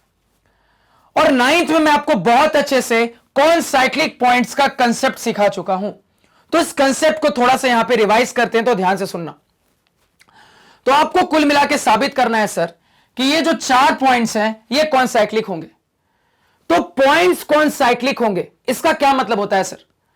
तो पॉइंट्स कौन साइक्लिक होंगे इसका मतलब यह होता है कि आपको यहां पे साबित करना है कि इन 4 पॉइंट्स की मदद से जो क्वाड्रिलैटरल बनेगा वो क्वाड्रिलैटरल एक साइक्लिक क्वाड्रिलैटरल होगा सर। हमने ये सीखा है कि कहीं पे भी अगर हमें 4 पॉइंट्स को कॉन्साइक्लिक साबित करना होता है, यानी कि इनडायरेक्टली वहां पे सवाल मुझे कह रहा होता है कि आप साबित करके दिखाओ कि उन 4 पॉइंट्स की मदद से बनने वाला क्वाड्रिलैटरल एक साइक्लिक क्वाड्रिलैटरल होगा। यानी कुल मिला के अब मुझे समझ में आ रहा है सर कि मुझे साबित करना है कि ये जो 4 पॉइंट से ये वाला क्वाड्रिलैटरल बन रहा है सर, ये क्वाड्रिलैटरल एक साइक्लिक क्वाड्रिलैटरल होगा। ये मुझे यहां पे साबित करना है। अब किस क्वाड्रिलैटरल को हम साइक्लिक क्वाड्रिलैटरल कहते हैं सर? तो हमें अपने साइक्लिक क्वाड्रिलैटरल की डेफिनेशन बहुत अच्छे से पता है, जो कि ये कहती है कि एक ऐसा क्वाड्रिलैटरल जिसके चारों वर्टिसेस एक सर्कल के ऊपर लाई करते हैं, उसी को हम साइक्लिक क्वाड्रिलैटरल कहते हैं। मैं अपनी बात को फिर से रिपीट करता हूं। एक ऐसा क्वाड्रिलैटरल जिसके चारों वर्टिसेस एक सर्कल के ऊपर लाई करते हैं सर, उसी को हम साइक्लिक क्वाड्रिलैटरल कहते हैं। यानी कि अगर आपके सामने मैं ये कोई क्वाड्रिलैटरल शो कर रहा हूं और मैं आपसे पूछूं कि ये कैसा क्वाड्रिलैटरल है, तो क्या जवाब दोगे? तुरंत कहोगे सर कि अपने फिगर को ऑब्जर्व करके मुझे दिख रहा है कि ये एक साइक्लिक क्वाड्रिलैटरल है, क्योंकि यहां पे मेरे इस क्वाड्रिलैटरल के जो चारों वर्टिसेस है सर, ये चारों के चारों वर्टिसेस सर्कल के ऊपर लाई कर रहे हैं। तो कैसा क्वाड्रिलैटरल है सर? साइक्लिक क्वाड्रिलैटरल है। यानी कि ऐसा क्वाड्रिलैटरल जिसके चारों वर्टिसेस एक सर्कल के ऊपर लाई करते हैं सर, उसी को हम साइक्लिक क्वाड्रिलैटरल कह देते हैं। अब ये तो साइक्लिक क्वाड्रिलैटरल की डेफिनेशन हो गई सर। मुद्दा यह है कि साबित कैसे करेंगे कि कोई क्वाड्रिलैटरल एक साइक्लिक क्वाड्रिलैटरल होगा। सर मुद्दा यह है कि साबित कैसे करेंगे कि कोई क्वाड्रिलैटरल एक साइक्लिक क्वाड्रिलैटरल होगा। कैसे साबित करेंगे कि मेरे क्वाड्रिलैटरल के जो चारों वर्टिसेस होंगे वो सर्कल के ऊपर लाई करेंगे। सर तो ध्यान से सुनना कि एक क्वाड्रिलैटरल को साइक्लिक क्वाड्रिलैटरल कैसे साबित करते हैं। तो एक क्वाड्रिलैटरल को साइक्लिक क्वाड्रिलैटरल साबित करने के मेनली दो तरीके होते हैं, जैसा कि मैंने आपको क्लास 9th में सिखाया था सर। एक होता है हमारा कॉन्ट्राडिक्शन मेथड, और कॉन्ट्राडिक्शन मेथड कैसे काम करता है मैं आपको ऑलरेडी बता चुका हूं। और दूसरे मेथड में हम अपने साइक्लिक क्वाड्रिलैटरल की एक प्रॉपर्टी का इस्तेमाल करते हैं। अब ध्यान से सुनना, सवाल में जो इंफॉर्मेशन है ना, उस इंफॉर्मेशन के हिसाब से जब हम आगे सॉल्व करेंगे तो आपको पता लगेगा कि आप कॉन्ट्राडिक्शन मेथड का इस्तेमाल नहीं कर सकते। यहां पे आपको क्या करना पड़ेगा सर? सेकंड वाली कंडीशन का इस्तेमाल करना पड़ेगा। और साइक्लिक क्वाड्रिलैटरल की वो कौन सी प्रॉपर्टी होती है सर जिसका हम इस्तेमाल करने वाले हैं? तो अगर कोई क्वाड्रिलैटरल साइक्लिक क्वाड्रिलैटरल होता है तो उस क्वाड्रिलैटरल के अंदर मुझे ऑब्जर्व होता है सर कि जो अपोजिट इंटीरियर एंगल्स होते हैं उनका सम हमेशा 180 डिग्री के बराबर होता है। तो यहां पे मैंने आपको एक साइक्लिक क्वाड्रिलैटरल की बहुत इंपॉर्टेंट प्रॉपर्टी को रिवाइज करवाया, जो कि यह कहता है कि अगर कोई क्वाड्रिलैटरल साइक्लिक क्वाड्रिलैटरल है तो उस क्वाड्रिलैटरल में आपको ऑब्जर्व होगा कि उसके जो इंटीरियर अपोजिट एंगल्स होंगे सर, उनका जो सम होगा वो सम 180 डिग्री के बराबर होगा। उनके जो इंटीरियर अपोजिट एंगल्स होंगे सर, उनका जो सम होगा वो 180 डिग्री के बराबर होगा। तो यहां पे आप अपने क्वाड्रिलैटरल को साइक्लिक क्वाड्रिलैटरल प्रूव करने के लिए इसी वाली प्रॉपर्टी का उल्टा इस्तेमाल करोगे। यानी कि अगर आपने किसी क्वाड्रिलैटरल के अंदर यह साबित करके दिखा दिया कि उसके इंटीरियर अपोजिट एंगल्स का सम 180 डिग्री के बराबर है, तो आप इनडायरेक्टली उसको साइक्लिक क्वाड्रिलैटरल प्रूव कर दोगे। तो यहां पे किस अप्रोच से साइक्लिक क्वाड्रिलैटरल प्रूव करेंगे सर? तो यहां पे अगर हमने अपने क्वाड्रिलैटरल में यह साबित कर दिया कि इंटीरियर अपोजिट एंगल्स का सम 180 डिग्री के बराबर है, तो उस क्वाड्रिलैटरल को हम साइक्लिक क्वाड्रिलैटरल साबित कर देंगे। और अगर आपको थोड़ी सी 9th की चीजें याद है तो आपको यह भी पता होना चाहिए कि जहां जहां सर को साइक्लिक क्वाड्रिलैटरल साबित करना होता था, या फिर कह लो जहां जहां सर को पॉइंट्स को कौन साइक्लिक साबित करना होता था, तो सर मेनली इसी प्रॉपर्टी का इस्तेमाल करते थे। यहां तक समझने में किसी को कोई दिक्कत नहीं होनी चाहिए। यानी ये आखिरी वाली लाइन का फाइनल मतलब मुझे क्लियर हो गया। यानी अब मुझे क्लियर है कि अगर मैं अपने इस क्वाड्रिलैटरल में एंगल बी एंगल ई का सम 180 डिग्री के साबित कर दूं, और इसी तरीके से एंगल सी और एंगल डी का सम 180 डिग्री के बराबर साबित कर दूं, तो मैं अपने क्वाड्रिलैटरल को साइक्लिक क्वाड्रिलैटरल साबित कर दूंगा। सर यहां तक समझने में कोई दिक्कत नहीं होनी चाहिए। अब देखो सर, इस आखिरी लाइन की इतनी सर्जरी करने के बाद भी अभी भी पैरेलल लाइन का कोई भी जिक्र नहीं हो पा रहा है। तो कौन सी वैरायटी है अभी भी नहीं समझ में आ रहा है? आएगा समझ में, बस सुनते जाओ। अब मेरी बात को ध्यान से सुनना। तो आपको कुल मिला के क्या साबित करना है? तो इस आखिरी वाली लाइन का अब आपको फाइनल मतलब क्लियर है सर, जो कि यह कह रहा है कि आपको यह साबित करना है कि आपके इस क्वाड्रिलैटरल में जो अपोजिट एंगल्स है सर, उनका सम मिलाकर 180 डिग्री होगा। जो अपोजिट एंगल्स है सर, उनका सम मिलाकर 180 डिग्री होगा। तो कुल मिला के एंगल के टर्म्स में आपको कुछ साबित करना है। कुल मिला के एंगल के टर्म्स में आपको कुछ साबित करना है। और थोड़ा सा दिमाग पे जोर डालो, कहीं पे भी अगर आपको एंगल के टर्म्स में कुछ साबित करना होता है तो नॉर्मली कैसे कैसे सोच सकते हो सर? तो एंगल के टर्म्स में चीजों को साबित करने के लिए बहुत सारे सोचने के तरीके होते हैं, और उन तरीकों में एक बहुत फेमस तरीका यह होता है सर कि अगर आपने लाइनों को पैरेलल साबित कर दिया ना, तो आप एंगल के टर्म्स में बहुत कुछ साबित कर सकते हो सर। तो यहां पे एक तरीका यह कहता है कि अगर आपने अपने लाइनों को पैरेलल साबित कर दिया ना सर, तो आप इनडायरेक्टली एंगल के टर्म्स में भी बहुत कुछ साबित कर सकते हो। अब वो फाइनली इस आखिरी वाली लाइन की सर्जरी करने के बाद मुझे क्लियर है सर कि चूंकि मुझे एंगल के टर्म्स में बात करनी है, तो यदि मैंने इस लाइन को इसके पैरेलल साबित कर दिया तो मैं एंगल के टर्म्स में बहुत कुछ बात कर सकता हूं। अब जाके फाइनली छुपे हुए वे में, हिडन वे में पैरेलल लाइन का जिक्र हुआ। तो इनडायरेक्टली इसको साबित करने के लिए आपको क्या करना पड़ेगा? तो अब आपको बहुत अच्छे से क्लियर है कि इनडायरेक्टली इसको साबित करने के लिए आपको लाइनों को पैरेलल साबित करना पड़ेगा। आपको लाइनों को पैरेलल साबित करना पड़ेगा। तो लाइनों को पैरेलल कहां पे साबित करते हो, किस वैरायटी में साबित करते हो? तो तुरंत कहोगे सर लाइनों को हम पैरेलल अपने कन्वर्स ऑफ थेल्स थ्योरम में साबित करते हैं। अब मुझे जाकर वैरायटी क्लियर हुई है। अब समझ में आ रहा है कि इस पर्टिकुलर सवाल को सॉल्व करने के लिए मुझे कहीं ना कहीं कन्वर्स ऑफ थेल्स थ्योरम जरूर लगाना पड़ेगा। सर अब मुझे वैरायटी क्लियर हो रही है। अब कहोगे सर क्या ये कॉम्बिनेशन वाली वैरायटी नहीं बन सकती थी? तो यहां पे सवाल को पढ़ने के बाद दिख रहा है सर कि गिवन इंफॉर्मेशन में कहीं पे भी पैरेलल लाइन का जिक्र नहीं हो रहा। पैरेलल लाइन का जिक्र इनडायरेक्ट वे में सिर्फ और सिर्फ प्रूफ डैट में हो रहा है। गिवन इंफॉर्मेशन में कहीं पे भी पैरेलल लाइन नहीं है।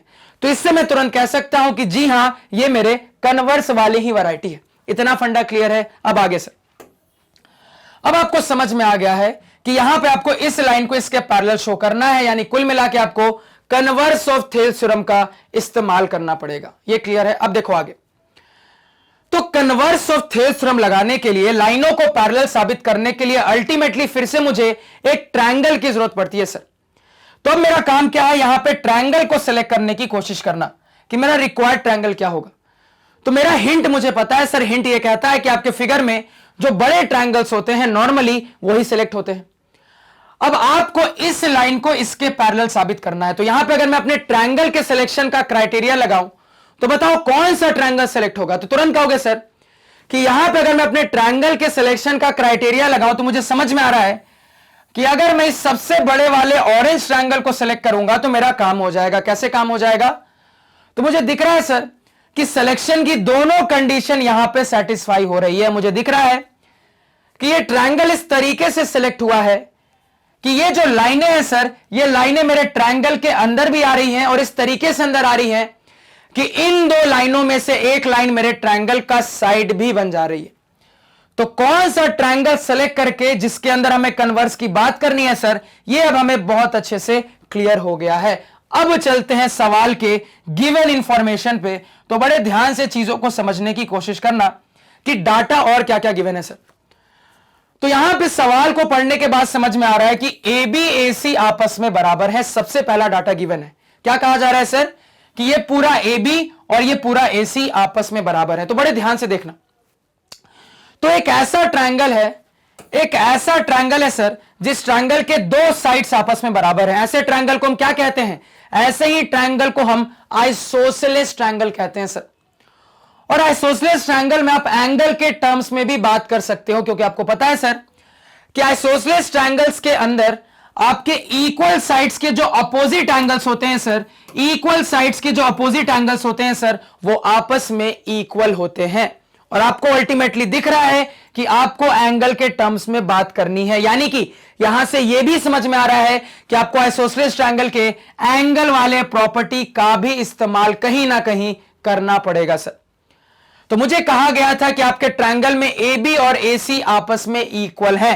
तो यहां से मैं कह सकता हूं सर कि मेरा एंगल बी और एंगल सी भी आपस में बराबर होंगे। कैसे सर? क्योंकि मुझे पता है आइसोसेलेस ट्रायंगल की प्रॉपर्टी जो कि यह कहती है कि opposite angles of equal sides of a triangle are equal. इतना क्लियर है सर। अब देखो आगे, अब यहां पे आगे कहा जा रहा है सर कि points D and D are points on the sides A B and A C respectively such that A D is equal to A E. अब यहां पे आगे जाके मुझे कहा जा रहा है सर कि AD और AE आपस में बराबर है। क्या कहा जा रहा है सर? मुझे कहा जा रहा है कि AD और AE आपस में बराबर है, यानी ये AD इस AE के इक्वल है। ये भी मुझे यहां पे कहा जा रहा है। इसको समझने में किसी को कोई दिक्कत अगेन नहीं होनी चाहिए। अब बड़े ध्यान से यहां पे चीजों को समझने की कोशिश करना सर। तो अगर मैं इस छोटे वाले ट्रायंगल की बात करूं सर, तो छोटे वाले ट्रायंगल में ये इसके बराबर, यानी अगेन ये छोटा वाला ट्रायंगल भी एक आइसोसेलेस ट्रायंगल प्रूव हो जा रहा है सर। तो यहां पे भी मैं कह सकता हूं कि इक्वल साइड्स के जो अपोजिट एंगल्स होंगे सर वो आपस में इक्वल होंगे।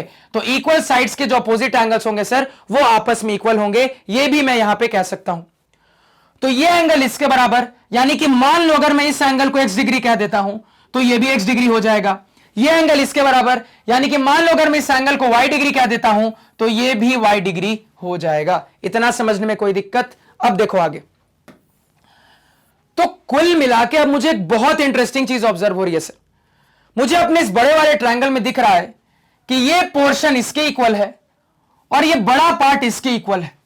तो यहां से मुझे यह भी समझ में आ रहा है कि मुझे कन्वर्स ऑफ थेल्स थ्योरम पे बात करने की जरूरत है। तो कैसे मैं कन्वर्स ऑफ थेल्स थ्योरम पे बात करता हूं सर? तो मुझे पता है कि अगर मैं यह साबित कर दूं कि यह लाइन मेरे ट्रायंगल के इन दो साइड्स को सेम रेशियो में डिवाइड कर रहा है, तो यहां से मैं इनडायरेक्टली यह साबित कर दूंगा कि ऐसा सेम रेशियो का डिवीजन तभी पॉसिबल है अगर यह लाइन आपके ट्रायंगल के बचे हुए थर्ड साइड के पैरेलल हो। और यहां पे इनडायरेक्ट तरीके से आप सेम रेशियो पे पहुंच सकते हो। कैसे सर? तो यहां से समझ में आ रहा है सर कि किन पार्ट्स का जिक्र हो रहा है। तो इस पार्ट का जिक्र हो रहा है सर, इस पार्ट का जिक्र हो रहा है सर, इसी तरीके से इस बड़े वाले पार्ट का जिक्र हो रहा है और इस बड़े वाले पार्ट का जिक्र हो रहा है। तो पार्ट्स का रेशियो कैसे बनाना है मुझे समझ में आ गया है सर। तो यहां पर मैं लिख सकता हूं सर कि अगर मैं आपसे कह दूं कि AD डिवाइडेड बाई AB क्या हो जाएगा, तो क्या बताओगे? तो ध्यान से सुनना sir. AD divided by AB, आपको सवाल ने बता दिया है सर कि AD AE के बराबर है। तो क्या आप AD के बदले A नहीं लिख सकते? बिल्कुल लिख सकते हो सर। इसी तरीके से क्या आप AB के बदले AC नहीं लिख सकते? बिल्कुल लिख सकते हो सर। तो यहां पे जो इक्वल पार्ट्स की इंफॉर्मेशन थी उसको जब हमने रेशियो के फॉर्म में यूज हुआ तो देखो क्या साबित हो जा रहा है।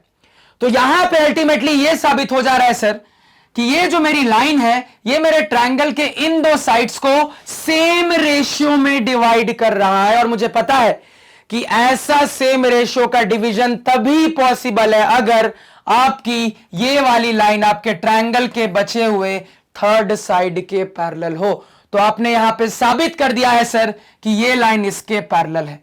तो लाइनों को पैरेलल आपने साबित कर दिया। बड़े ध्यान से देखना, लाइनें आपस में पैरेलल साबित हो चुकी हैं। बिल्कुल ध्यान से देखना और चीजों को समझना सर। अब चूंकि लाइनें आपस में पैरेलल साबित हो चुकी हैं और मुझे एंगल के टर्म्स में बात करनी है, तो पैरेलल लाइनों से रिलेटेड, एंगल से रिलेटेड मैं बहुत कुछ जानता हूं। सबसे पहले मैं यह जानता हूं सर कि पैरेलल लाइनों में जो करस्पॉन्डिंग एंगल्स होते हैं सर वो इक्वल होते हैं। अब चूंकि करस्पॉन्डिंग एंगल्स इक्वल होते हैं तो ध्यान से समझने की कोशिश करना है। यानी कि यहां पे मैं कह सकता हूं सर कि ये एंगल और ये एंगल मेरा करस्पॉन्डिंग एंगल बना रहे हैं सर। ये दोनों लाइनों को मैंने पैरेलल साबित कर दिया है।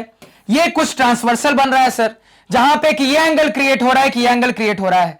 तो क्या ये करस्पॉन्डिंग एंगल जैसा नहीं बन रहा है? बिल्कुल बन रहा है सर। मुझे पता है कि पैरेलल लाइनों के लिए करस्पॉन्डिंग एंगल्स आर इक्वल, यानी कि ये एंगल इसके बराबर साबित हो गया। इसी तरीके से अगर ये ट्रांसवर्सल का काम कर रहा है सर, तो यहां पे भी ये दोनों एंगल मिलकर करस्पॉन्डिंग एंगल्स बना रहे हैं। यानी कि अगेन मैं कह सकता हूं सर ये एंगल इसके इक्वल होगा।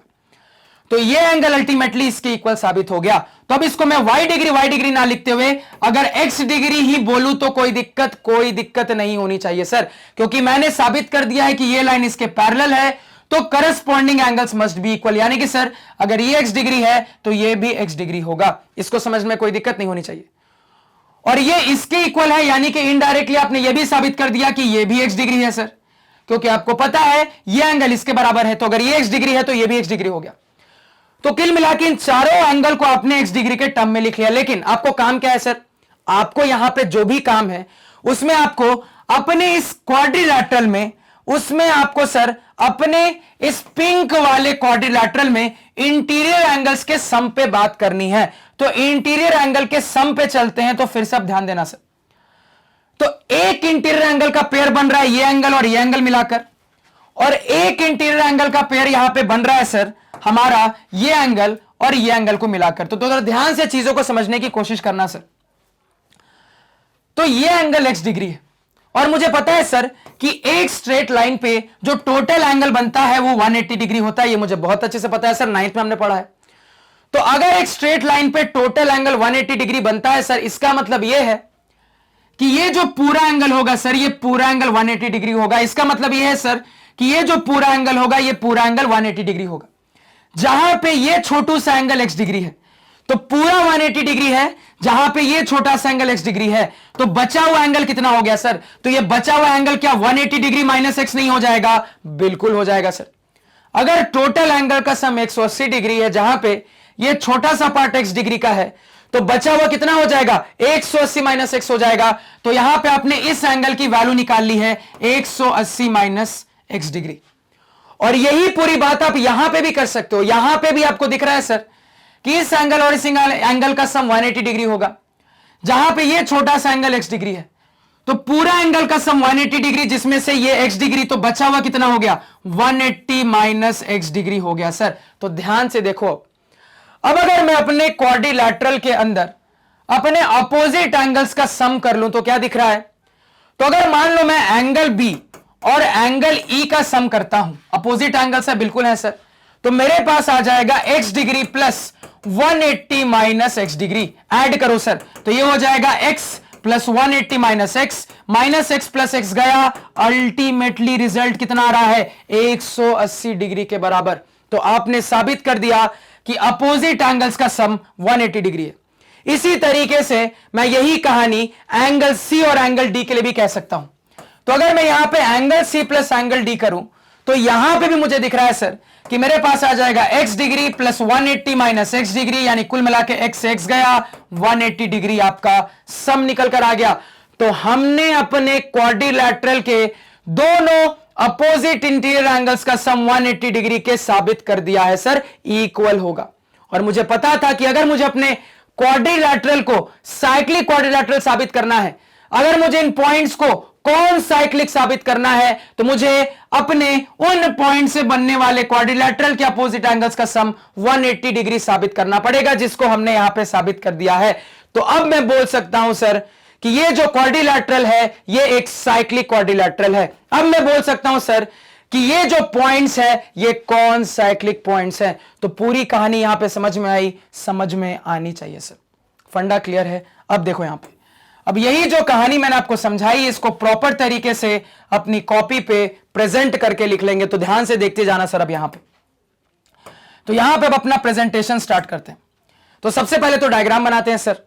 तो आप डायग्राम बना लोगे, और डायग्राम में इतना रंग बिरंगा कलर यूज आपको नहीं करना है सर। आपको सिंपली अपने डायग्राम के अंदर इस गिवन इंफॉर्मेशन को शो करना है, यानी कि ये पोर्शन इसके इक्वल है, आपने शो कर दिया, ये पूरी साइड इसके इक्वल है, इसको भी आपने शो कर दिया। और देखो इसी के साथ साथ चूंकि ये बड़ा ट्रायंगल और ये छोटा ट्रायंगल मिलकर आइसोसेलेस ट्रायंगल बना रहे हैं, तो अब यहां पे ये भी शो कर देना कि ये साइड इसके बराबर है तो ये एंगल इसके बराबर होगा, और इसी तरीके से ये साइड इसके बराबर है तो ये एंगल इसके बराबर होगा। तो इक्वल एंगल्स को भी अपने डायग्राम में आपने यहां पे शो कर दिया। इतना क्लियर है सर? अब डायग्राम को बनाने के बाद उसके नीचे हम गिवन की बात करते हैं सर। तो जो जो गिवन की मेन इंफॉर्मेशन है उसको यहां पे लिख लो। तो सबसे पहले मुझे कहा जा रहा है ए बी ए सी के बराबर है, इसको लिख लिया सर। ए बी बराबर यहां पे आपका ए सी हो गया। और क्या कहा जा रहा है सर? और मुझे कहा जा रहा है कि ए डी ए ई के बराबर है, तो इसको भी लिख लेंगे, and A D is equal to A E. तो मेनली सर यही इंफॉर्मेशन गिवन थी, इसको हमने यहां पे लिख लिया। इसके बाद टू प्रूव, क्या प्रूव करना है सर? तो मुझे प्रूव करना है कि B C E and D are concyclic. तो इसको लिख लेते हैं सर, क्या प्रूव करना है? B C E and D are concyclic, are con C Y C L I C concyclic. इसके बाद क्या आता है सर? कंस्ट्रक्शन। अब क्या सवाल को सॉल्व करने के लिए आपको अलग से कुछ भी कंस्ट्रक्ट करना पड़ा, अलग से कुछ भी लाइनें वाइनें बनानी पड़ी? तो अलग से कोई भी टाइप की लाइन नहीं बनानी पड़ी है सर। तो कंस्ट्रक्शन में क्या लिख देंगे? नील लिख देंगे। इसके बाद क्या आएगा सर? इसके बाद आएगा हमारा थ्योरम्स स्लैश फॉर्मूलेज यूज्ड। अब आपने बहुत सारे थ्योरम और फॉर्मूले का यूज किया है, तो प्रॉपर तरीके से उसके लिए स्पेस छोड़ देना और 1 2 3 4 करके यहां पे लिख देना सर। तो इसके लिए थोड़ा सा आप स्पेस छोड़ दोगे। अब इसके बाद फाइनली प्रूफ की बात करते हैं। तो जब आप अपने एग्जाम में प्रूफ को कंप्लीट कर लोगे, तो प्रूफ को देखोगे तो आपको समझ में आ जाएगा आपने किस किस थ्योरम का इस्तेमाल किया है, उसको लाइन से यहां पे लिखोगे और ब्रैकेट में उनकी स्टेटमेंट भी लिख लोगे। क्लियर है? प्रूफ पे चलते हैं सर। अब देखो यहां पे, अब यहां पे एक एक करके प्रूफ पे बात करते हैं, तो ध्यान से सुनते जाना। तो यहां पे सर सबसे पहले अपने कन्वर्स ऑफ थेल्स थ्योरम को अप्लाई कर देते हैं। तो यहां पे लिख देंगे सर, इन ट्रायंगल एबीसी, ध्यान से सुनना, इन ट्रायंगल ABC, क्या दिख रहा है सर? तो इस ट्रायंगल ABC में मैं लिख सकता हूं sir AD divided by AB, AD divided by AB बराबर क्या हो जाएगा? तो AD डिवाइडेड बाई AB बराबर हो जाएगा sir AE divided by AC के। कैसे हो गया? तो ब्रैकेट में मेंशन करोगे, क्या मेंशन करोगे? Since AD is equal to AE and AB is equal to AC। और ये कहां से लिखा? तो ये गिवन था सर, ये गिवन था सर। तो इस तरीके से सबसे पहले आपने अपने रेशो की बात कर ली। अब यहां से आप कह सकते हो देयरफॉर DE पैरेलल BC। क्या कह सकते हो sir? Therefore DE parallel BC। और यहां पे क्या लिखोगे? By converse of Thales theorem, by converse of Thales theorem. इसको इक्वेशन नंबर 1 कर दोगे और यहां पे रीजन दोगे। कैसे बोल दिया कन्वर्स ऑफ थेल्स थ्योरम? तो मेंशन करोगे सर कि DE divides AB and AC, AB and AC in the same ratio, in the same ratio, and this is possible, and this is possible only when कब possible भैया? तो तभी possible अगर DE BC के parallel हो, only when DE parallel to BC। तो इतना सबसे पहले लिखेंगे सर, यहां तक समझने में कोई दिक्कत किसी को नहीं होनी चाहिए। अब देखो आगे, अब आप यहां पे लिखोगे also in triangle ABC, in triangle ABC क्या लिखोगे sir? AB is equal to AC, AB is equal to AC bracket में गिवन। ये किसने बताया? तो गिवन इंफॉर्मेशन है। तो आप कह सकते हो therefore triangle ABC is an isosceles triangle, triangle ABC is an isosceles triangle. अब आप ये कह सकते हो सर, और आप ये भी कह सकते हो also angle B is equal to angle C, also angle B is equal to angle C। Bracket में रीजन क्या दोगे? तो ब्रैकेट में लिखोगे since opposite angles of equal sides, opposite angles of equal sides in a triangle are equal। ये बात भी यहां पे आप मेंशन करोगे सर, और इसको क्या बोल दोगे?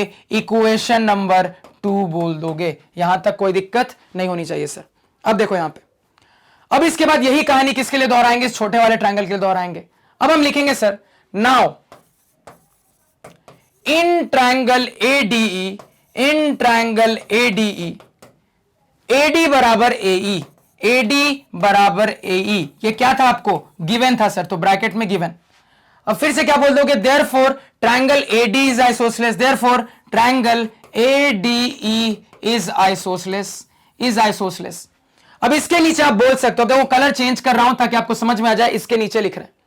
तो इसके नीचे आप बोल सकते हो sir since triangle AD is isosceles therefore angle D is equal to angle E, therefore sir angle D is equal to angle E। Bracket में वही सेम रीजन कि opposite angles to equal sides of a triangle are equal. इसको भी घेर के कितना equation number बना दोगे? तो इक्वेशन नंबर ये आपका 3 बन जाएगा। क्लियर है सर?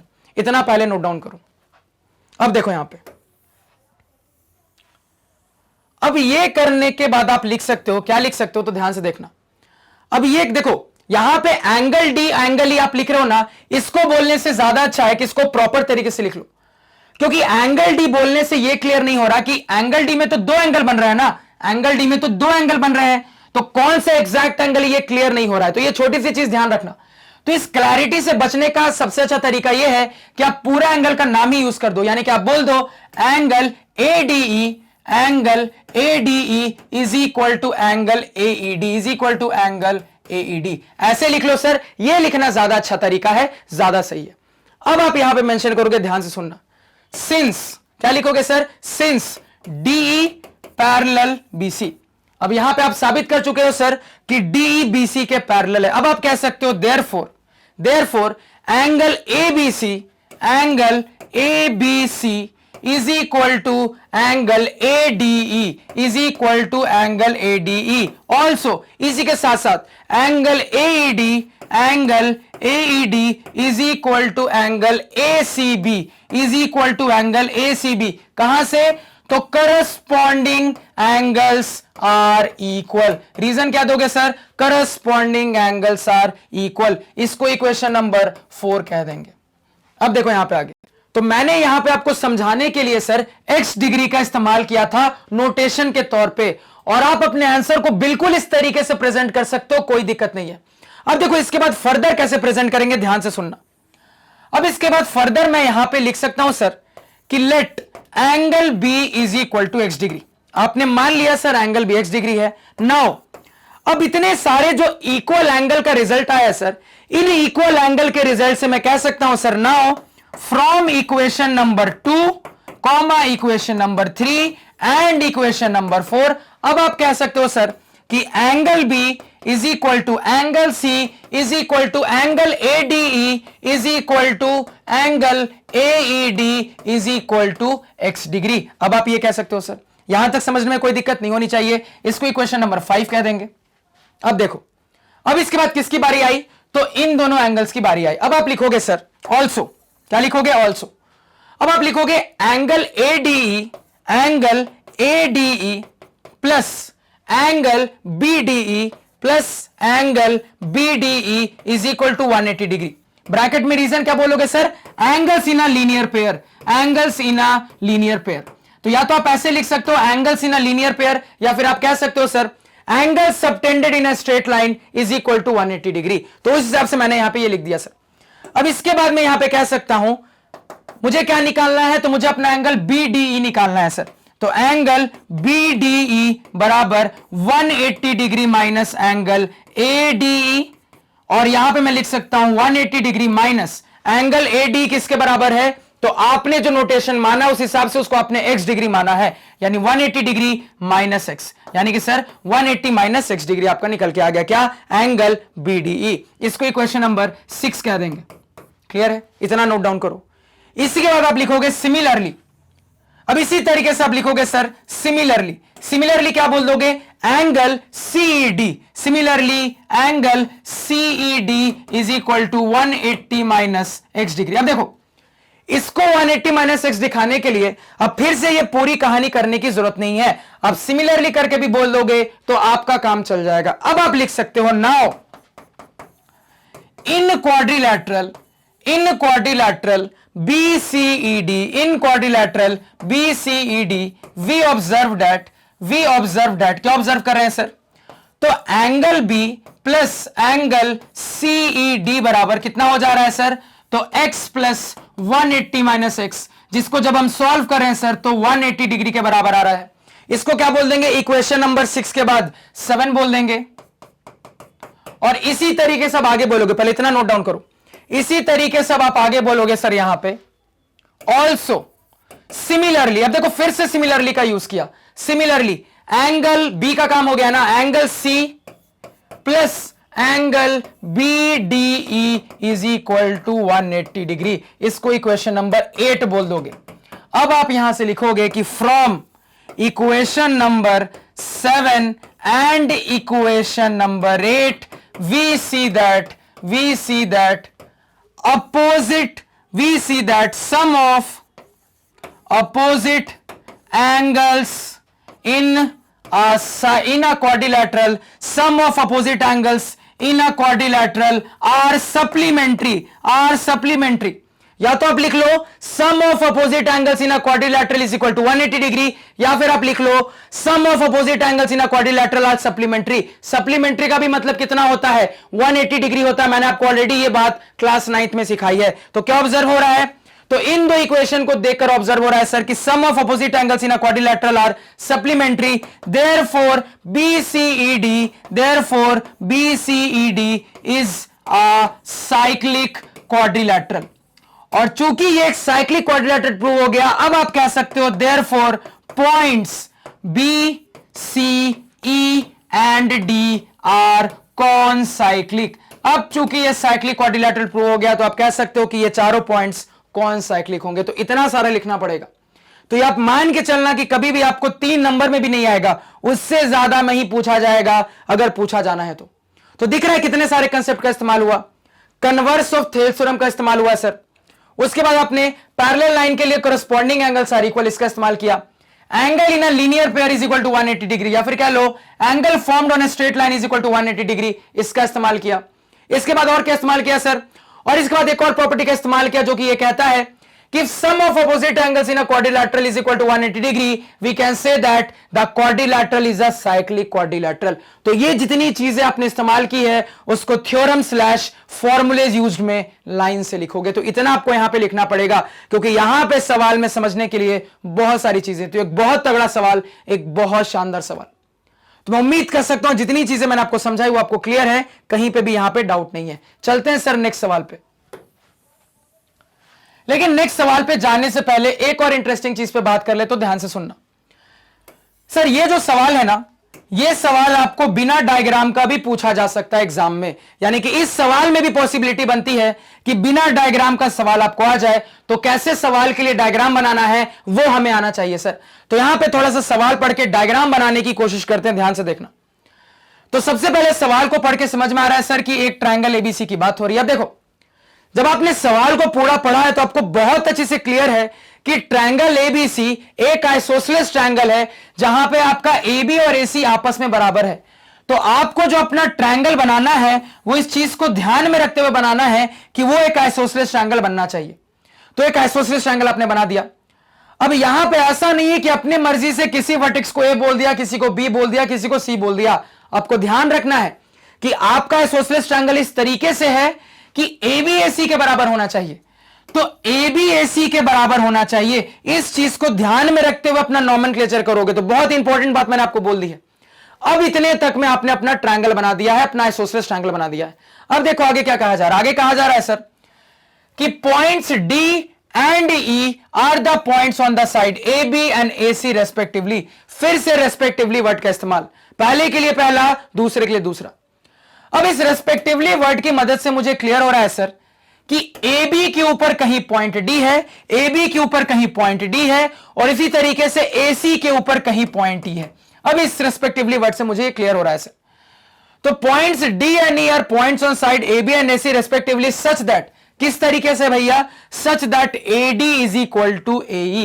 ये इस तरीके से है सर कि ए डी ए ई आपस में बराबर हो जाए। तो बड़ा ध्यान रखते हुए ए डी ए ई आपस में बराबर हो जाए, इस तरीके से अपने पॉइंट्स को मार्क कर लोगे सर।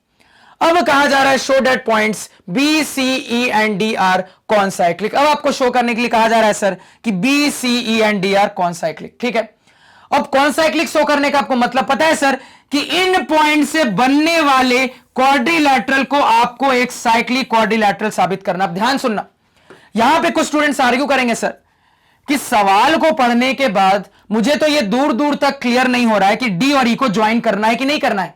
लेकिन आपको पता है कि कौन साइक्लिक प्रूफ करने के लिए आपको पहले इसको एक क्वाड्रिलैटरल में बदलना पड़ेगा। तो कंस्ट्रक्शन के अंदर यह मत लिख देना कि ज्वाइन डी टू ई, आपको सिर्फ और सिर्फ गिवन में ही इंफॉर्मेशन लिखनी है। कंस्ट्रक्शन यहां पे आपका नील ही रहेगा, इस बात का ध्यान देना, क्योंकि यहां पे इनडायरेक्ट वे में आपको समझना पड़ेगा कि डी और ई को जब तक ज्वाइन नहीं करोगे तब तक आपका क्वाड्रिलैटरल बन के तैयार नहीं होगा। जब तक क्वाड्रिलैटरल बन के तैयार नहीं होगा तब तक साइक्लिक क्वाड्रिलैटरल की आप बात नहीं कर सकते, क्योंकि अल्टीमेटली कौन साइक्लिक पॉइंट बोलने का मतलब ये होता है कि उन पॉइंट से बनने वाला क्वाड्रिलैटरल एक साइक्लिक क्वाड्रिलैटरल होगा। ये साबित करके दिखाओ। तो सर यही सवाल बिना फिगर के भी एग्जाम में आ सकता है, तो अगर आ जाए कैसे फिगर ड्रॉ करना है ये भी मैंने आपको सिखा दिया। अब जाके सवाल कंप्लीट होता है। अब चलते हैं नेक्स्ट सवाल पे।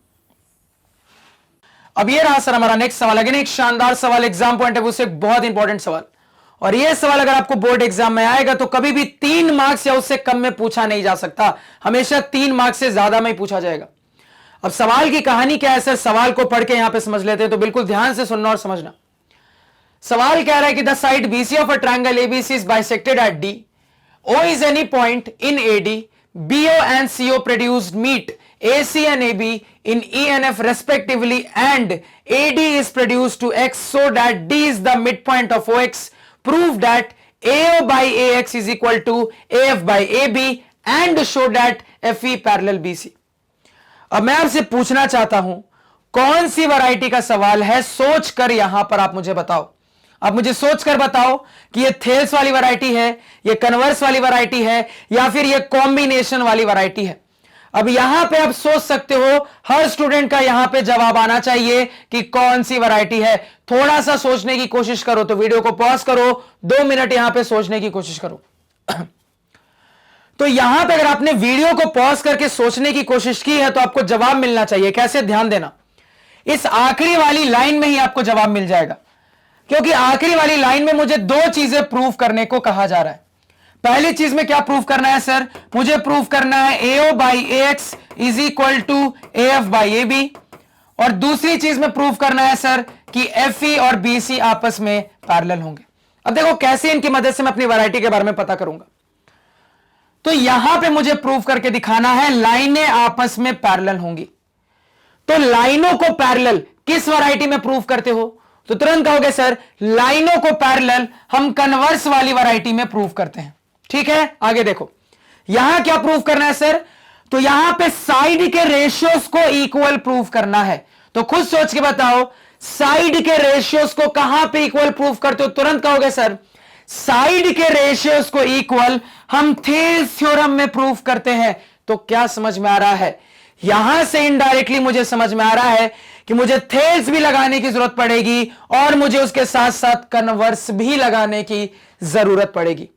तो एक इंटरेस्टिंग वे से मुझे समझ में आ रहा है कि ये एक्चुअली में मेरे कॉम्बिनेशन वाली वैरायटी है, क्योंकि मुझे इसको सॉल्व करने के लिए थेल्स की भी जरूरत पड़ने वाली है, कन्वर्स की भी जरूरत पड़ने वाली है। कैसे सोचा? ये पॉइंट सभी को क्लियर है? क्लियर होना चाहिए। अब कौन सी वैरायटी है ये क्लियर हो गया है सर, तो अब मेरे लिए सोचना बहुत आसान हो गया। फिर से मेरी बात को ध्यान से सुनना। एक और रीजन है जिसकी वजह से यह सवाल भी इंटरेस्टिंग हो जाता है। रीजन ये है सर कि हो सकता है कि अगेन यह सवाल आपको एग्जाम में बिना डायग्राम के बोल दिया जाए, बिना डायग्राम के दे दिया जाए। तो अगर यह सवाल एग्जाम में बिना डायग्राम के दे दिया जाता है तो कैसे सॉल्व करना है सर, कैसे डायग्राम को क्रिएट करना है, उस पे बात करते हैं। तो बड़े ध्यान से चीजों को यहां पे समझने की कोशिश करना सर। तो सबसे पहले लाइन को मैं पढ़ूं सर, तो देखो क्या क्या समझ में आ रहा है। सबसे पहले लाइन से इतना जरूर क्लियर है कि एक ट्रायंगल एबीसी पे बात चल रही है सर। तो रैंडमली आपने एक ट्रायंगल को ड्रॉ किया और ट्रायंगल का नाम रखना है एबीसी। तो आपकी मर्जी है किस वर्टेक्स को आप ए कहना चाहते हो, किसको बी कहना चाहते हो, किसको सी कहना चाहते हो। तो मान लो रैंडमली मैंने इसको ए कहा, इसको बी कहा, इसको सी कहा। अब एक चीज यहां पे आपको सिखाना चाहता हूं, इसको याद रखना, बाय डिफॉल्ट अपने दोनों कॉपी पे नोट कर लो। इतने सारे फिगर में क्या ऑब्जर्व हो रहा है? तो इतने सारे फिगर में आपको यह ऑब्जर्व हो रहा होगा सर कि हमेशा जब हम अपना ट्रायंगल बनाते हैं तो एबीसी ऑर्डर ज्यादातर सवालों में मुझे दिख रहा है सर कि एंटी क्लॉकवाइज कंडीशन से आ रहा है, जहां पे अपने ट्रायंगल के टॉप वर्टेक्स को ए मानते हुए हम आगे बढ़ रहे हैं। तो ये जो छोटा सा पॉइंट बताया, इसको बाय डिफॉल्ट याद रखना, तो सवालों में डायग्राम बनाने में बड़ी आसानी होगी। क्योंकि आप ज्यादातर डायग्राम में क्या ऑब्जर्व करो? ज्यादातर डायग्राम में आप यही ऑब्जर्व करो सर कि जो मेरे ट्रायंगल का नॉमेनक्लेचर होता है उसमें सबसे टॉप वर्टेक्स को ए कह देता है, एक एंटी क्लॉकवाइज ऑर्डर में चलता है और बाकियों को बीसी कह देता है। तो ये जो आपको कंसेप्ट सिखाया इसको याद रखना कि मैक्सिमम सवालों में 99% सवालों में यही ऑर्डर ट्रायंगल के नॉमेनक्लेचर का फॉलो हो रहा है। इतना क्लियर है? याद रहेगा। आगे चलते हैं सर। अब देखो ट्रायंगल एबीसी बना दिया। अब देखो ट्रायंगल एबीसी में क्या कहा जा रहा है तो इसी लाइन में कहा जा रहा है सर कि the side BC of triangle ABC is bisected at D. अब वो ट्राइसेक्टेड वाला सवाल याद करो सर, वहां पे मैंने आपको बाइसेक्टेड का भी मतलब बताया था। तो यहां पे कहा जा रहा है सर कि आपके ट्रायंगल एबीसी का जो साइड बीसी है वो पॉइंट डी पे बाइसेक्ट हो जा रहा है सर, वो पॉइंट डी पे बाइसेक्ट हो जा रहा है।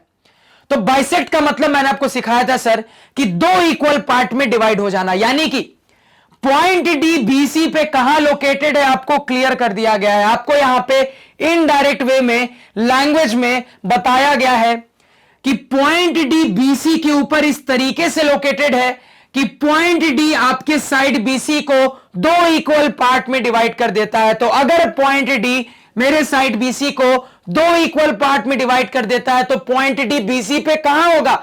तो मैं कह सकता हूं सर कि मेरा पॉइंट डी बीसी साइड के बीचों बीच होगा सर। अब मैं कह सकता हूं कि मेरा पॉइंट डी साइड बीसी के बीचों बीच होगा। अब देखो तो यहां तक जितनी बात थी उसको हमने ड्रॉ कर लिया, यानी ये मिड पॉइंट है। तो अगर ये मिड पॉइंट है बीसी का सर तो ये पार्ट इसके बराबर होगा, इसको भी मार्क कर लिया। अब देखो आगे आगे कहा जा रहा है sir O is any point in AD। अब देखो इस लाइन में यहां से यहां तक कहा जा रहा है sir O is any point in AD, यानी कोई लाइन AD है और इस लाइन एडी के ऊपर कहीं पे कोई पॉइंट ओ है। ध्यान से समझना, एडी कहां है सर? तो ये ए है, ये डी है। अभी फिलहाल एडी ज्वाइंट नहीं है, लेकिन इस लाइन को पढ़ के समझ में आ रहा है सर कि अगर मुझे आगे बात करनी है सवाल में तो पहले मुझे एडी को क्रिएट करना पड़ेगा। तो ए और डी को ज्वाइन करके एडी क्रिएट करो। तो सबसे पहले हमने एडी को क्रिएट किया। अब इस एडी पे कहा जा रहा है सर कि पॉइंट ओ कहीं पे एडी के ऊपर लोकेटेड है। अब एग्जैक्टली कहां लोकेटेड है ये आपको क्लियर नहीं किया गया है। तो क्या सिखाया है? कभी भी किसी पॉइंट की एग्जैक्ट लोकेशन पता ना हो तो मिड पॉइंट के आसपास रहने की कोशिश करना। तो मान लो ये अराउंड मिड पॉइंट होगा एडी का, इसके आसपास मान लो यहां पे मैंने अपना पॉइंट ओ लोकेट कर लिया। इतना क्लियर है? तो यहां तक जो बोला गया था उसको डायग्राम में मार्क कर लिया। अब आगे देखो, आगे कहा जा रहा है sir BO and CO produced. ध्यान देना, बीओ एंड सीओ प्रोड्यूस्ड। तो इसको पढ़ के समझ में आ रहा है सर कि बीओ और सीओ की बात हो रही है। तो बीओ सीओ कहां है सर? तो ये बी रहा, ये ओ रहा। तो इस लाइन को समझ में आ रहा है सर पढ़ के कि जो भी बात हो रही है उसके लिए पहले मुझे बी और ओ को ज्वाइन करना पड़ेगा और इसी तरीके से सी और ओ को भी ज्वाइन करना पड़ेगा। तो आपने यहां पे बी और ओ को भी ज्वाइन कर दिया सर, आपने यहां पे बी और ओ को भी ज्वाइन कर दिया सर, और इसी तरीके से आपने सी और ओ को भी ज्वाइन कर दिया। आप देखो क्या कहा जा रहा है कि BO and CO produced meet A C and A B in E and F respectively. अब बड़े ध्यान से चीजों को समझना। इस लाइन में कहा जा रहा है सर कि बीओ को भी प्रोड्यूस किया गया है, सीओ को भी प्रोड्यूस किया गया। अब यहां पे आपको एक छोटा सा कंसेप्ट बता रहा हूं, उसको याद रखना। प्रोड्यूस में बीओ को प्रोड्यूस किया गया है। तो देखो, मैंने याद करो प्रोडक्शन वाला एक सवाल मैंने आपको बताया था। तो मैंने आपको बताया था सर किसी लाइन को आप इधर भी प्रोड्यूस कर सकते हो, इधर भी प्रोड्यूस कर सकते हो। यानी कि आप सर किसी लाइन को इस तरफ भी एक्सटेंड कर सकते हो, इस तरफ भी एक्सटेंड कर सकते हो। अब देखो किस तरफ एक्सटेंड करता है ना, ये लैंग्वेज में छिपा होता है। मैं जो आपको बार बार इतना कहता था ना कि ज्योमेट्री में नाम लिखने का तरीका कितना ज्यादा मायने रखता है, वो आपको यहां पे देखो समझ में आएगा। आपको क्या कहा गया है कि बीओ और सीओ को प्रोड्यूस किया गया है। तो बीओ और सीओ को प्रोड्यूस किया गया है। तो कभी भी इस तरीके से लैंग्वेज मिले ना तो तुरंत समझ जाना कि आपका जो लाइन का प्रोडक्शन है किस तरह प्रोड्यूस किया गया है। आप नाम को देखकर समझ सकते हो। कैसे समझोगे सर? तो आखिरी की तरफ जो होता है ना, हमेशा प्रोडक्शन उसी तरफ होता है। तो एक और आपको ट्रिक कह लो या कंसेप्ट कह लो बता रहा हूं, उसको याद रखना कि कभी भी किसी लाइन को प्रोड्यूस किया जा रहा है और आपको कह दिया जाए ए बी को प्रोड्यूस किया जा रहा है, तो समझ जाना कि ए बी को बी की ओर प्रोड्यूस किया जा रहा है। समझ जाना ए बी को बी की ओर प्रोड्यूस किया जा रहा है। अगर आपको कह देता बी ए को प्रोड्यूस किया जा रहा है, तब समझ जाना कि आपके ए बी को, तब समझ जाना कि आपके ए बी को ए की ओर प्रोड्यूस किया जा रहा है। तो लिखने के तरीके से किधर प्रोड्यूस हो रहा है ये बहुत अच्छे से मुझे पता चलता है। तो इस कंसेप्ट को भी कॉपी पे नोट करो कि जो आखिरी की तरफ लेटर होता है ना, वो लेटर बताता है कि उसी साइड आपका प्रोडक्शन हो रहा है, उसी साइड आपका एक्सटेंशन हो रहा है सर। अब आगे बढ़ते हैं, इस छोटे से पॉइंट को नोट कर लेना, बहुत इंपॉर्टेंट पॉइंट है। तो कहा जा रहा है सर कि बीओ को भी एक्सटेंड किया गया है। तो बीओ बोला, क्या बोला? बीओ यानी ओ की तरफ एक्सटेंशन हो रहा है, यानी कि सर ओ की तरफ एक्सटेंशन हो रहा है। इसी तरीके से सीओ को भी प्रोड्यूस किया गया है, यानी ये भी सर ओ की तरफ यहां पे एक्सटेंशन हो रहा है। तो दोनों को एक्सटेंड कर दिया। देखो आगे क्या कहा गया। तो इनको जब एक्सटेंड किया गया, प्रोड्यूस किया गया सर, तो they meet A C and A B in E and F respectively. फिर से रेस्पेक्टिवली वर्ड आ गया, पहले के लिए पहला, दूसरे के लिए दूसरा।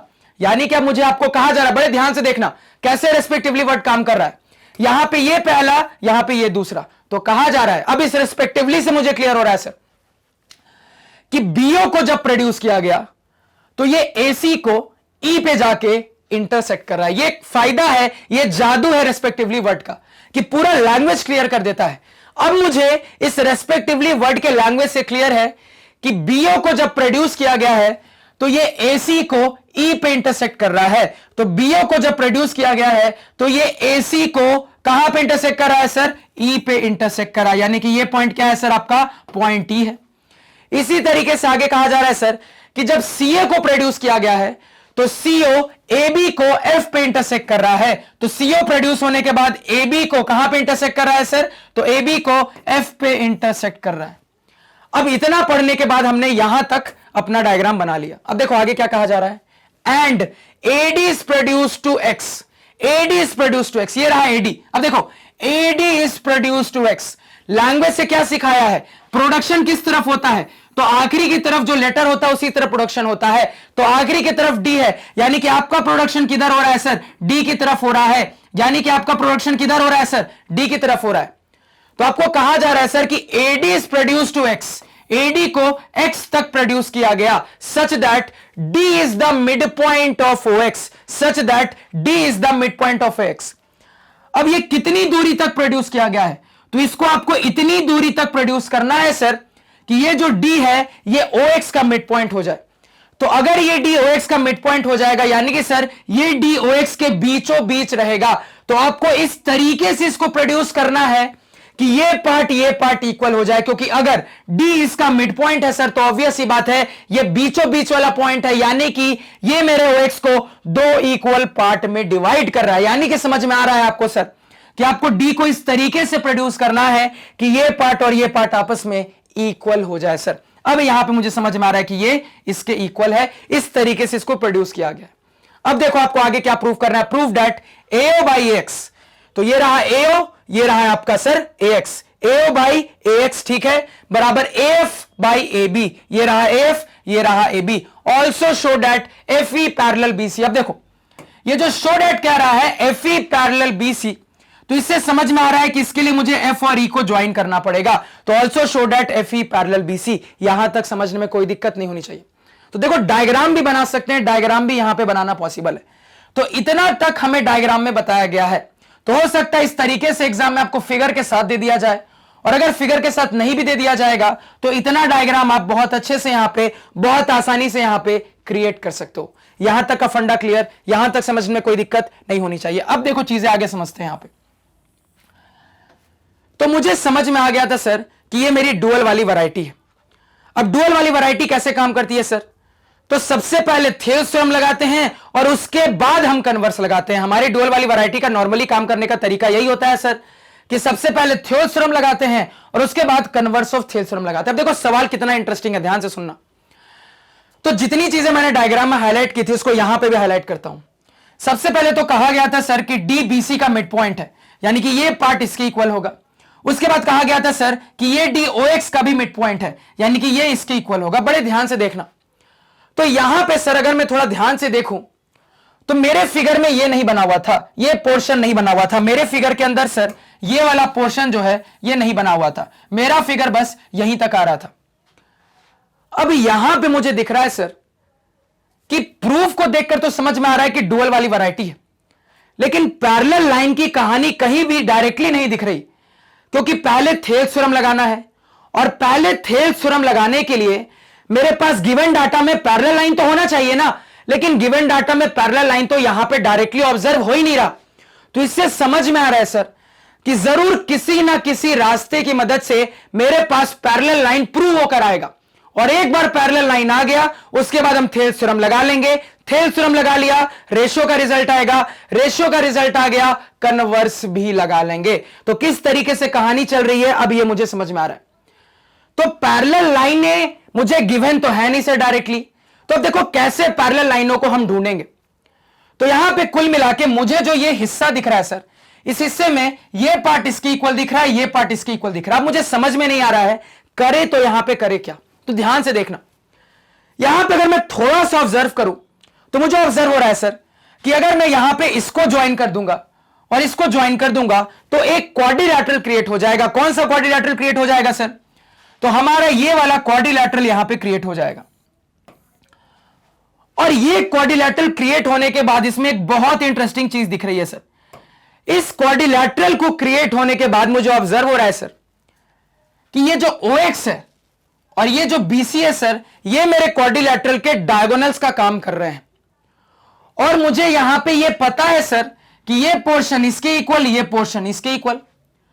तो क्वाड्रिलैटरल में हम एक प्रॉपर्टी क्लास 9th में पढ़ के आ रहे हैं जो कि ये कहता है सर कि अगर कोई ऐसा क्वाड्रिलैटरल है जिस क्वाड्रिलैटरल के डायगोनल्स आपस में एक दूसरे को बाइसेक्ट कर रहे हो, तो ऐसा क्वाड्रिलैटरल हमेशा एक पैरेललोग्राम होगा।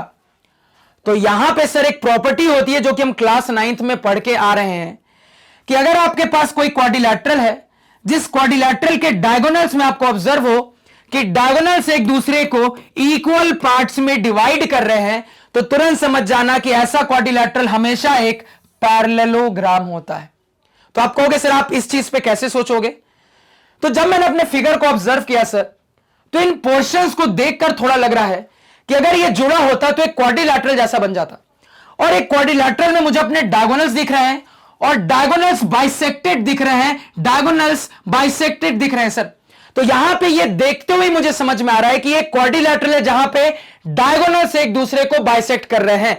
तो ऐसी कंडीशन में हम जानते हैं सर, क्योंकि हमारे पैरेललोग्राम की प्रॉपर्टी होती है कि अगर ऐसा कोई क्वाड्रिलैटरल है जहां पे डायगोनल्स एक दूसरे को बाइसेक्ट कर रहा हो, तो ऐसा तभी पॉसिबल है अगर वो क्वाड्रिलैटरल एक पैरेललोग्राम होगा। यानी किसी क्वाड्रिलैटरल को पैरेललोग्राम साबित करने का एक और यह तरीका है। क्या तरीका है सर? तो इस तरीके में हम डायगोनल का इस्तेमाल करते हैं। तो अगर किसी क्वाड्रिलैटरल के अंदर मुझे यह ऑब्जर्व हो रहा हो कि डायगोनल से एक दूसरे को बाइसेक्ट कर रहा है, तो तुरंत कह देंगे वो क्वाड्रिलैटरल एक पैरेललोग्राम है। अब यहां से चीजें समझ में आ रही है। पैरेललोग्राम साबित हो गया, पैरेलल लाइन पे पहुंच जाएंगे, पैरेलल लाइन पे पहुंच गए, थेल थ्योरम लगा लेंगे, थेल थ्योरम लगा लेंगे, साइड का रेशियो आ जाएगा, साइड के रेशियो में कन्वर्स लगा लेंगे, फाइनली पैरेलल भी प्रूव हो जाएगा सर। तो यहां पे आपने BOCX को एक पैरेललोग्राम प्रूव कर दिया। अब चूंकि पिंक वाला क्वाड्रिलैटरल एक पैरेललोग्राम प्रूव हो गया है सर, तो पैरेललोग्राम की सारी प्रॉपर्टी यहां पे आपको ऑब्जर्व होगी। तो पैरेललोग्राम की पैरेलल लाइन वाली क्या प्रॉपर्टी जानते हो? तो मुझे पता है सर कि पैरेललोग्राम में opposite sides are parallel and equal. तो कुल मिला के इक्वल का तो नहीं, मुझे पैरेलल का काम है। तो मैं तुरंत कह सकता हूं सर कि आपका जो BO है ये आपका CX के पैरेलल होगा, और इसी तरीके से मैं यहां पे ये भी कह सकता हूं सर कि आपका ये जो BX है ये आपके OC के पैरेलल होगा। ये मैं यहां पे अब बहुत अच्छे से कह सकता हूं, इसको समझने में कोई दिक्कत नहीं होनी चाहिए। अब देखो यहां पे, अब पैरेलल लाइन आ गया सर, अब ट्रायंगल के लिए सोचना स्टार्ट करते हैं। तो पैरेलल लाइन का आपको क्या क्या पेयर दिख रहा है? तो एक ये पैरेलल लाइन का पेयर है सर, इसी तरीके से ये पैरेलल लाइन का पेयर है। अब क्या टारगेट होता है सर? तो अब मुझे पता है कि अपने पैरेलल लाइन के सेट के लिए हम अपना ट्रायंगल सेलेक्ट करते हैं, और ट्रायंगल सेलेक्ट करने का क्राइटेरिया ये कहता है सर कि हमेशा आपको यह ध्यान में रखना है कि आपके फिगर के जो बड़े ट्रायंगल्स होते हैं वही सेलेक्ट होते हैं। उसके बाद दो मेन पॉइंट्स होते हैं सिलेक्शन के, जो कि ये कहते हैं कि आपका पैरेलल लाइन इस तरीके से होना चाहिए कि वो आपके ट्रायंगल के अंदर लाई करना चाहिए, और इस वे में अंदर लाई करना चाहिए कि उन लाइनों में से एक लाइन आपके ट्रायंगल का साइड बनना चाहिए। तो मान लो सबसे पहले अपने इस पैरेलल लाइन के सेट के लिए अपने ट्रायंगल को खोजने की कोशिश करते हैं। तो इस पैरेलल लाइन के सेट के लिए ट्रायंगल को खोजेंगे तो देखो कैसे दिमाग लगाएंगे। अब यहां पे चीजें अगेन इंटरेस्टिंग है, क्योंकि इस पैरेलल लाइन के सेट के लिए तो ऐसा मुझे कोई भी ट्रायंगल नहीं दिख रहा, लेकिन मुझे यहां पे पता है सर कि यही लाइन आगे कंटिन्यू है। मुझे पता है सर यही लाइन आगे कंटिन्यू है। तो अगर यही लाइन आगे कंटिन्यू है सर, तो अल्टीमेटली ये लाइन इसके पैरेलल है, तो मैं ये भी तो कह सकता हूं कि ये छोटी वाली लाइन भी इसके पैरेलल होगी। अगर यही सेम लाइन आगे कंटिन्यू है सर, तो मैं कह सकता हूं अगर ये लाइन इसके पैरेलल है तो ये भी इसके पैरेलल होगी। कुल मिला के क्या कहानी हो रही है? कुल मिला के कहानी ये है सर कि मान लो मैं कह रहा हूं कि ये लाइन इसके पैरेलल है, तो क्या मैं इसको एक्सटेंड कर दूंगा तो ये हिस्सा इसके पैरेलल नहीं होगा? बिल्कुल पैरेलल होगा सर। अगर ये इसके पैरेलल है, इसी का ये प्रोडक्शन है, इसी का ये एक्सटेंशन है, तो ये भी इसके पैरेलल होगा। तो यहां से इस पे मुझे ट्रायंगल नहीं मिल पा रहा था सर, लेकिन अब जैसे मैं कह दूंगा चूंकि ये इसी का एक्सटेंशन है और ये इसके पैरेलल है, अब मैं देखो ट्रायंगल कैसे ढूंढूंगा। तो ये है मेरा पॉइंट। अब मुझे एक ऐसा ट्रायंगल ढूंढना है जिस ट्रायंगल के अंदर ये पैरेलल लाइन का सेट लाई करना चाहिए, और इस तरीके से लाई करना चाहिए कि उस सेट में से एक लाइन आपके ट्रायंगल का एक साइड बन जाए। तो अब मुझे यहां पे बहुत अच्छे से ऑब्जर्व हो रहा है सर, देखो क्या ऑब्जर्व हो रहा है। मुझे ऑब्जर्व हो रहा है सर कि अगर मैं अपना ये ऑरेंज वाला ट्रायंगल सेलेक्ट कर लूं, अगर सर मैं अपना ये ऑरेंज वाला ट्रायंगल सेलेक्ट कर लूं तो मेरा काम हो जाएगा। क्यों? क्योंकि अब अपने ऑरेंज वाले ट्रायंगल के अंदर मुझे बहुत अच्छे से ऑब्जर्व हो रहा है सर कि ये जो ब्लू वाले पैरेलल लाइन का सेट है ये इसके अंदर भी लाई कर रहा है, और इस तरीके से अंदर लाई कर रहा है कि इन पैरेलल लाइनों में से एक लाइन मेरे ट्रायंगल का साइड बन जा रहा है।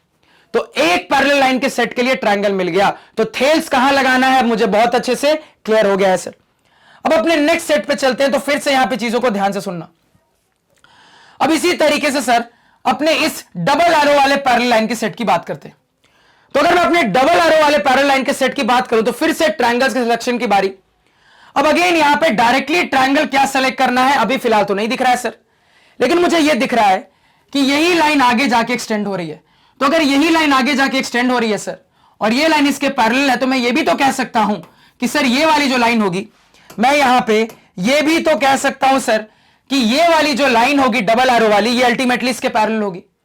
अब अगर मैं इसको और इसके लिए सोचूं सर, तब मैं ट्रायंगल को ढूंढ सकता हूं, क्योंकि अब मुझे यहां पे बहुत क्लियरली दिख रहा है सर कि अगर मैं अपना ग्रीन वाला ट्रायंगल सेलेक्ट करूंगा, अगर मैं अपना यहां पे ग्रीन वाला ट्रायंगल सेलेक्ट करूंगा सर, तो मेरा काम हो जाएगा। क्यों?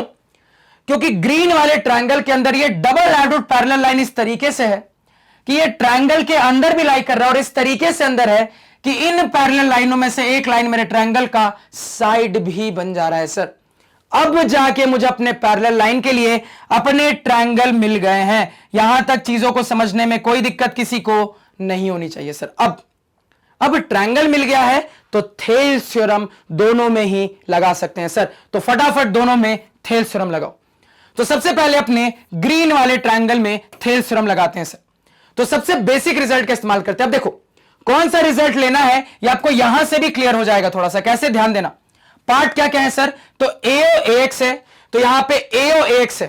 AO ये रहा आपका AO और ये रहा आपका AX। इसी तरीके से AF AB है, ये रहा सर AF, ये रहा AB। तो इसको देख के समझ में आ रहा है सर आपको कौन सा रिजल्ट लेना है। आपको एक छोटे वाले और बड़े वाले कॉम्बिनेशन वाला रिजल्ट लेकर यहां पे आगे बात करना है। ये आपको बहुत अच्छे से इसको देखकर क्लियर हो रहा होगा सर। तो अगर अपने ग्रीन वाले ट्रायंगल में इन पार्ट्स के मद्देनजर हम अपना थेल्स थ्योरम का रिजल्ट लगाएं, तो यहां पे मैं कह सकता हूं सर कि ग्रीन वाले ट्रायंगल में मेरा OF BX के पैरेलल है, मेरा OF BX के पैरेलल है। और अगर अब हम यहां पे अपना थेल्स थ्योरम का रिक्वायरमेंट के हिसाब से रिजल्ट यूज करेंगे, तो मैं लिख सकता हूं sir AF divided by AB, मैं लिख सकता हूं sir AF divided by AB बराबर यहां पे हो जाएगा sir AO divided by AX बराबर AO डिवाइडेड बाई AX। और यही तो सबसे पहले प्रूफ करना था, AO by AX is equal to A by AB। तो एक चीज तो आपने यहां पे प्रूफ कर ली, तो ये तो प्रूफ हो गया सर आसान। तो फर्स्ट पार्ट तो प्रूफ कर लिया सर। अब सेकंड पार्ट की बारी। तो बड़े ध्यान से सुनना कि मैं क्या कह रहा हूं सर। हमारे डुअल वाले सवालों में जो अभी तक हम देखते आ रहे हैं सर, वो मुझे यहां पे भी दिख रहा है। यहां पे भी मुझे ऑब्जर्व हो रहा है सर कि दो ट्रायंगल्स हैं और ये दो ट्रायंगल्स इस तरीके से हैं कि दोनों ट्रायंगल्स में एक साइड कॉमन है। अब चूंकि दोनों ट्रायंगल्स में एक साइड कॉमन है, तो मुझे पता है जब मैं अपने दोनों ट्रायंगल्स में थेल्स थ्योरम का रिजल्ट अप्लाई करूंगा, तो अल्टीमेटली ये कॉमन साइड वाले पार्ट्स मुझे दोनों के रिजल्ट में दिखेंगे। अब चूंकि ये कॉमन साइड वाले पार्ट दोनों के रिजल्ट में है, तो इनडायरेक्टली उन दोनों रिजल्ट के कॉम्बिनेशन से मैं एक फाइनल रिजल्ट निकालूंगा और उस फाइनल रिजल्ट के लिए अपना ट्रायंगल ढूंढने की कोशिश करूंगा जिस ट्रायंगल में मैं अपना कन्वर्स लगा दूं तो लाइनें पैरेलल प्रूव हो जाएं। तो जो फंडा अपनी डुअल वाली वैरायटी का होता है सर, वो मुझे यहां पे भी ऑब्जर्व हो रहा है। तो किस तरीके से आगे बढ़ना है ये मुझे बहुत अच्छे से क्लियर है। तो सर अपने ग्रीन वाले में तो हमने अपने थेल्स थ्योरम का रिजल्ट यूज कर लिया। अब किसकी बारी? ऑरेंज वाले ट्रायंगल की बारी। अब थोड़ा ध्यान देना, ऑरेंज वाले ट्रायंगल के लिए किस तरीके से आपको अपना थेल्स थ्योरम का रिजल्ट यूज करना है यह आपको सवाल ने कहीं पे भी नहीं बताया है। तो कैसे सोचोगे? तो थोड़ा सा दिमाग लगाओ। अब आपको इतना कंफर्म पता है सर कि दोनों के ही रिजल्ट में ये वाले पोर्शन की बात होनी है। तो आप ये भी ध्यान में रखते हो सर कि जब दोनों ही ट्रायंगल के थेल्स थ्योरम के रिजल्ट में इस वाले पोर्शन की बात होनी है, तो जिस तरीके से आपने थेल्स थ्योरम का रिजल्ट एक ट्रायंगल में यूज किया था, उसी तरीके से आप दूसरे ट्रायंगल में भी यूज करोगे। क्योंकि दूसरे ट्रायंगल में कौन से पार्ट्स के कॉम्बिनेशन से आपको अपना थेल्स थ्योरम का रिजल्ट लिखना है यह तो आपको बताया नहीं गया है। तो कॉमन सेंस से सोचेंगे कि हम हमेशा अपना रिजल्ट इस तरीके से लिखेंगे कि मुझे कोई ना कोई पार्ट कॉमन दिखने लगे। अब अपने ग्रीन वाले रिजल्ट से समझ में आ रहा है सर कि मुझे AO बाई एक्स का यूज करना है, मुझे AO बाई एक्स का यूज करना है। तो इसी से मुझे हिंट मिल गया है कि मुझे अपने ऑरेंज वाले ट्रायंगल में किस तरीके से थेल्स थ्योरम लगाना है। इस AO बाई एक्स को देखकर मुझे बहुत अच्छे से समझ में आ रहा है कि अगर फाइनली चीजों को कोरिलेट करना है, तो इधर भी ऑरेंज वाले ट्रायंगल के थेल थ्योरम के रिजल्ट में भी AO बाई AX आना ही चाहिए सर, तभी तो चीजें कोरिलेट हो पाएंगी, नहीं तो कोरिलेट कैसे होंगी। अब मैं अपने इस ऑरेंज वाले ट्रायंगल में अपनी रिक्वायरमेंट के हिसाब से थेल थ्योरम का रिजल्ट यूज करूंगा, तो मैं कह सकता हूं sir AO divided by AX बराबर यहां पे AE डिवाइडेड बाई AC बराबर AE डिवाइडेड बाई AC। तो क्या दिखा, जैसा कि मैंने आपको कहा था सर कि चूंकि दोनों ही ट्रायंगल में ये साइड कॉमन है, तो दोनों ट्रायंगल के थेल थ्योरम के रिजल्ट में ये पार्ट मुझे दिखेगा ही दिखेगा। अब मैं इनडायरेक्टली इन दोनों को कोरिलेट कर सकता हूं। अब मैं इनडायरेक्टली यहां पे कह सकता हूं सर इन दोनों की मदद से कि AF डिवाइडेड बाई AB जो होगा सर वो AE डिवाइडेड बाई AC के बराबर होगा। अब ये जो कंबाइंड रिजल्ट मिला है सर, इस कंबाइंड रिजल्ट के पार्ट्स के हिसाब से अपना ट्रायंगल ढूंढते हैं, क्योंकि उस ट्रायंगल में अब हम जज करने की कोशिश करेंगे कि हमें कन्वर्स ऑफ थेल थ्योरम कैसे लगाना है। तो इस कंबाइंड रिजल्ट के पार्ट्स को थोड़ा सा हाईलाइट करते तो ध्यान देना। तो यहां पर अपने कंबाइंड रिजल्ट के पार्ट्स को अगर हम हाईलाइट करेंगे सर, तो देखो मुझे क्या क्या पार्ट्स दिख रहा है। AF AB दिख रहा है सर, मुझे AF दिख रहा है, मुझे AB दिख रहा है सर, मुझे AE AC दिख रहा है सर, मुझे AE दिख रहा है सर, मुझे AC दिख रहा है सर। तो अपने पार्ट्स को देखकर समझ में आ रहा है सर, अपने पार्ट्स को मुझे देखकर बहुत अच्छे से समझ में आ रहा है कि मुझे कौन सा ट्रायंगल सेलेक्ट करना है जिसमें मुझे कन्वर्स लगाने की जरूरत पड़ेगी। इन पार्ट्स को देखकर समझ में आ रहा है सर कि अगर मैं अपना ये ग्रे वाला ट्रायंगल सेलेक्ट करता हूं, अगर मैं अपना ये ग्रे वाला ट्रायंगल सेलेक्ट करता हूं तो मेरा काम हो जाएगा, क्योंकि इसी ग्रे वाले ट्रायंगल में फाइनली मुझे अपना कन्वर्स लगाना पड़ेगा।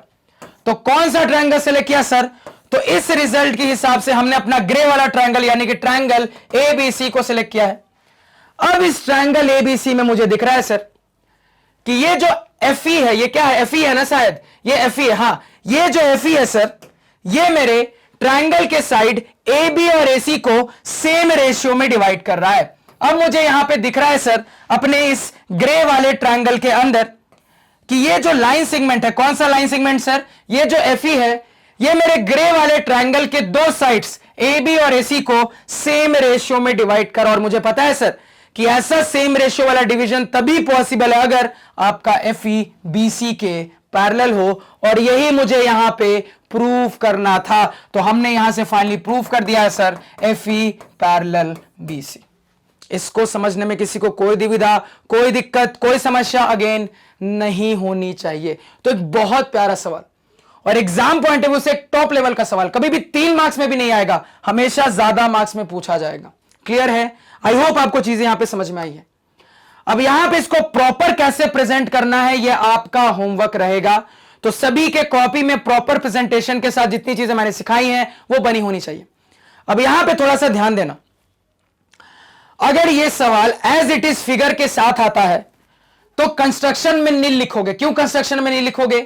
क्योंकि ऑलरेडी डॉटेड लाइन से BX और CX को कनेक्ट करके दिखा दिया गया था अगर फिगर के साथ आता है तो। और अगर फिगर के साथ नहीं आता है, सिंपली सवाल लिखा होता है, तो वहां पे आपको कंस्ट्रक्शन में लिखना पड़ेगा sir join B2X and C2X। क्यों? क्योंकि सवाल के लैंग्वेज से मुझे पता लग रहा है सर कि इस लैंग्वेज के अंदर कहीं पे भी मुझे नहीं बोला गया था कि आप BX और CX को ज्वाइन करो, लेकिन आपको पता है कि सवाल को सक्सेसफुली सॉल्व करने के लिए आपको इनको ज्वाइन करने की जरूरत पड़ी है। तो सॉल्व करने के लिए आपने ये कंस्ट्रक्शन किया है, तो इसको कंस्ट्रक्शन में शो करोगे कब? अगर बिना फिगर के सवाल आता है तब कंस्ट्रक्शन में इसको आप शो करोगे, और अगर फिगर के साथ आता है और उस फिगर में ये ज्वाइंट मिले तब कंस्ट्रक्शन में कुछ नहीं लिखना है, आपको कंस्ट्रक्शन में सिंपली नील लिख देना है। तो आप जो अपना प्रॉपर प्रेजेंटेशन करोगे वो किस चीज के लिए करोगे? तो आप अपना जो प्रॉपर प्रेजेंटेशन कॉपी पे लिखोगे वो इस हिसाब से लिखोगे कि आपको सिंपली सवाल दिया गया था, फिगर नहीं दिया गया था, यानी कि आपको वहां पे कंस्ट्रक्शन में चीजों को मेंशन करना पड़ेगा। तो यहां पे जिस तरीके से आपको स्ट्रक्चर पता है, हर चीज मैंने बता दी है, प्रॉपर तरीके से प्रेजेंट करना है सभी को। नेक्स्ट सवाल पे चलते हैं सर। अब ये रहा सर हमारा नेक्स्ट सवाल। तो सबसे पहले अपने सवाल को पढ़ लेते हैं। सवाल यहां पे कह रहा है कि in the figure if AD by DC is equal to B by EC and angle CDE is equal to angle CED, prove that triangle CAB is isosceles triangle. तो ये सवाल होमवर्क क्वेश्चन रहेगा, सबसे बनना चाहिए। फटाफट सवाल को नोट डाउन करें, सवाल को नोट डाउन करें, फिगर को नोट डाउन करें। नेक्स्ट सवाल पे चलते हैं सर। ये रहा हमारा नेक्स्ट सवाल। अगेन सबसे पहले अपने सवाल को पढ़ लेते हैं सर। तो सवाल यहां पे कह रहा है कि in the figure PS by SQ is equal to PT by TR and angle PST is equal to angle PRQ. Prove that triangle PQR is an isosceles triangle. तो ये सवाल भी आपका होमवर्क क्वेश्चन रहेगा, सबसे बनना चाहिए। तो इस सवाल के साथ फिलहाल अपने लेक्चर को यहीं पे एंड करते हैं। तो मैं उम्मीद कर सकता हूं कि आज के लेक्चर में जितनी शानदार चीजें मैंने आपको बताई, हर चीज का कंसेप्ट आपको हर तरीके से क्लियर है, कहीं पे भी किसी किस्म का डाउट नहीं है। इन केस कहीं पे कोई डाउट अराइज होता है तो आप मेरे इस लेक्चर को उस पॉइंट पे दोबारा से देखें, जरूरत पड़े तो एक बार और देखें, स्लो मोशन में देखें। अगर इतना करने के बाद भी क्लियर नहीं होता तो जरूर से मुझे कमेंट सेक्शन में बताएं, क्योंकि ये लेक्चर बहुत इंपॉर्टेंट लेक्चर है, क्योंकि आपके एग्जाम पॉइंट ऑफ व्यू से ये ज्यादा मार्क्स वाले सवालों वाला लेक्चर था। तो आज के पढ़ाए हुए नोट्स आप हमारी ऑफिशियल वेबसाइट magnetbrains.com से डाउनलोड कर सकते हैं, जिसका लिंक वीडियो के डिस्क्रिप्शन में है। magnetbrains.com पे आपको क्लास 4 से लेकर 12 तक सारे सब्जेक्ट्स और कोर्सेज मिल जाते हैं, वो भी सिस्टमैटिक ऑर्डर में अरेंज्ड। और मैग्नेट ब्रेन्स दूसरे चैनलों जैसा नहीं है जहां पे आपको 1-2 चैप्टर तो फ्री में पढ़ाए जाते हैं, उसके बाद पूरे कोर्स के लिए आपको बहुत ज्यादा पैसे मांगे जाते हैं। यहां पे पहले भी हर चीज फ्री थी, अभी भी फ्री है और आगे भी रहेगी। तो इस पॉइंट के साथ अपने लेक्चर को यही पेंड करते हैं। Thank you.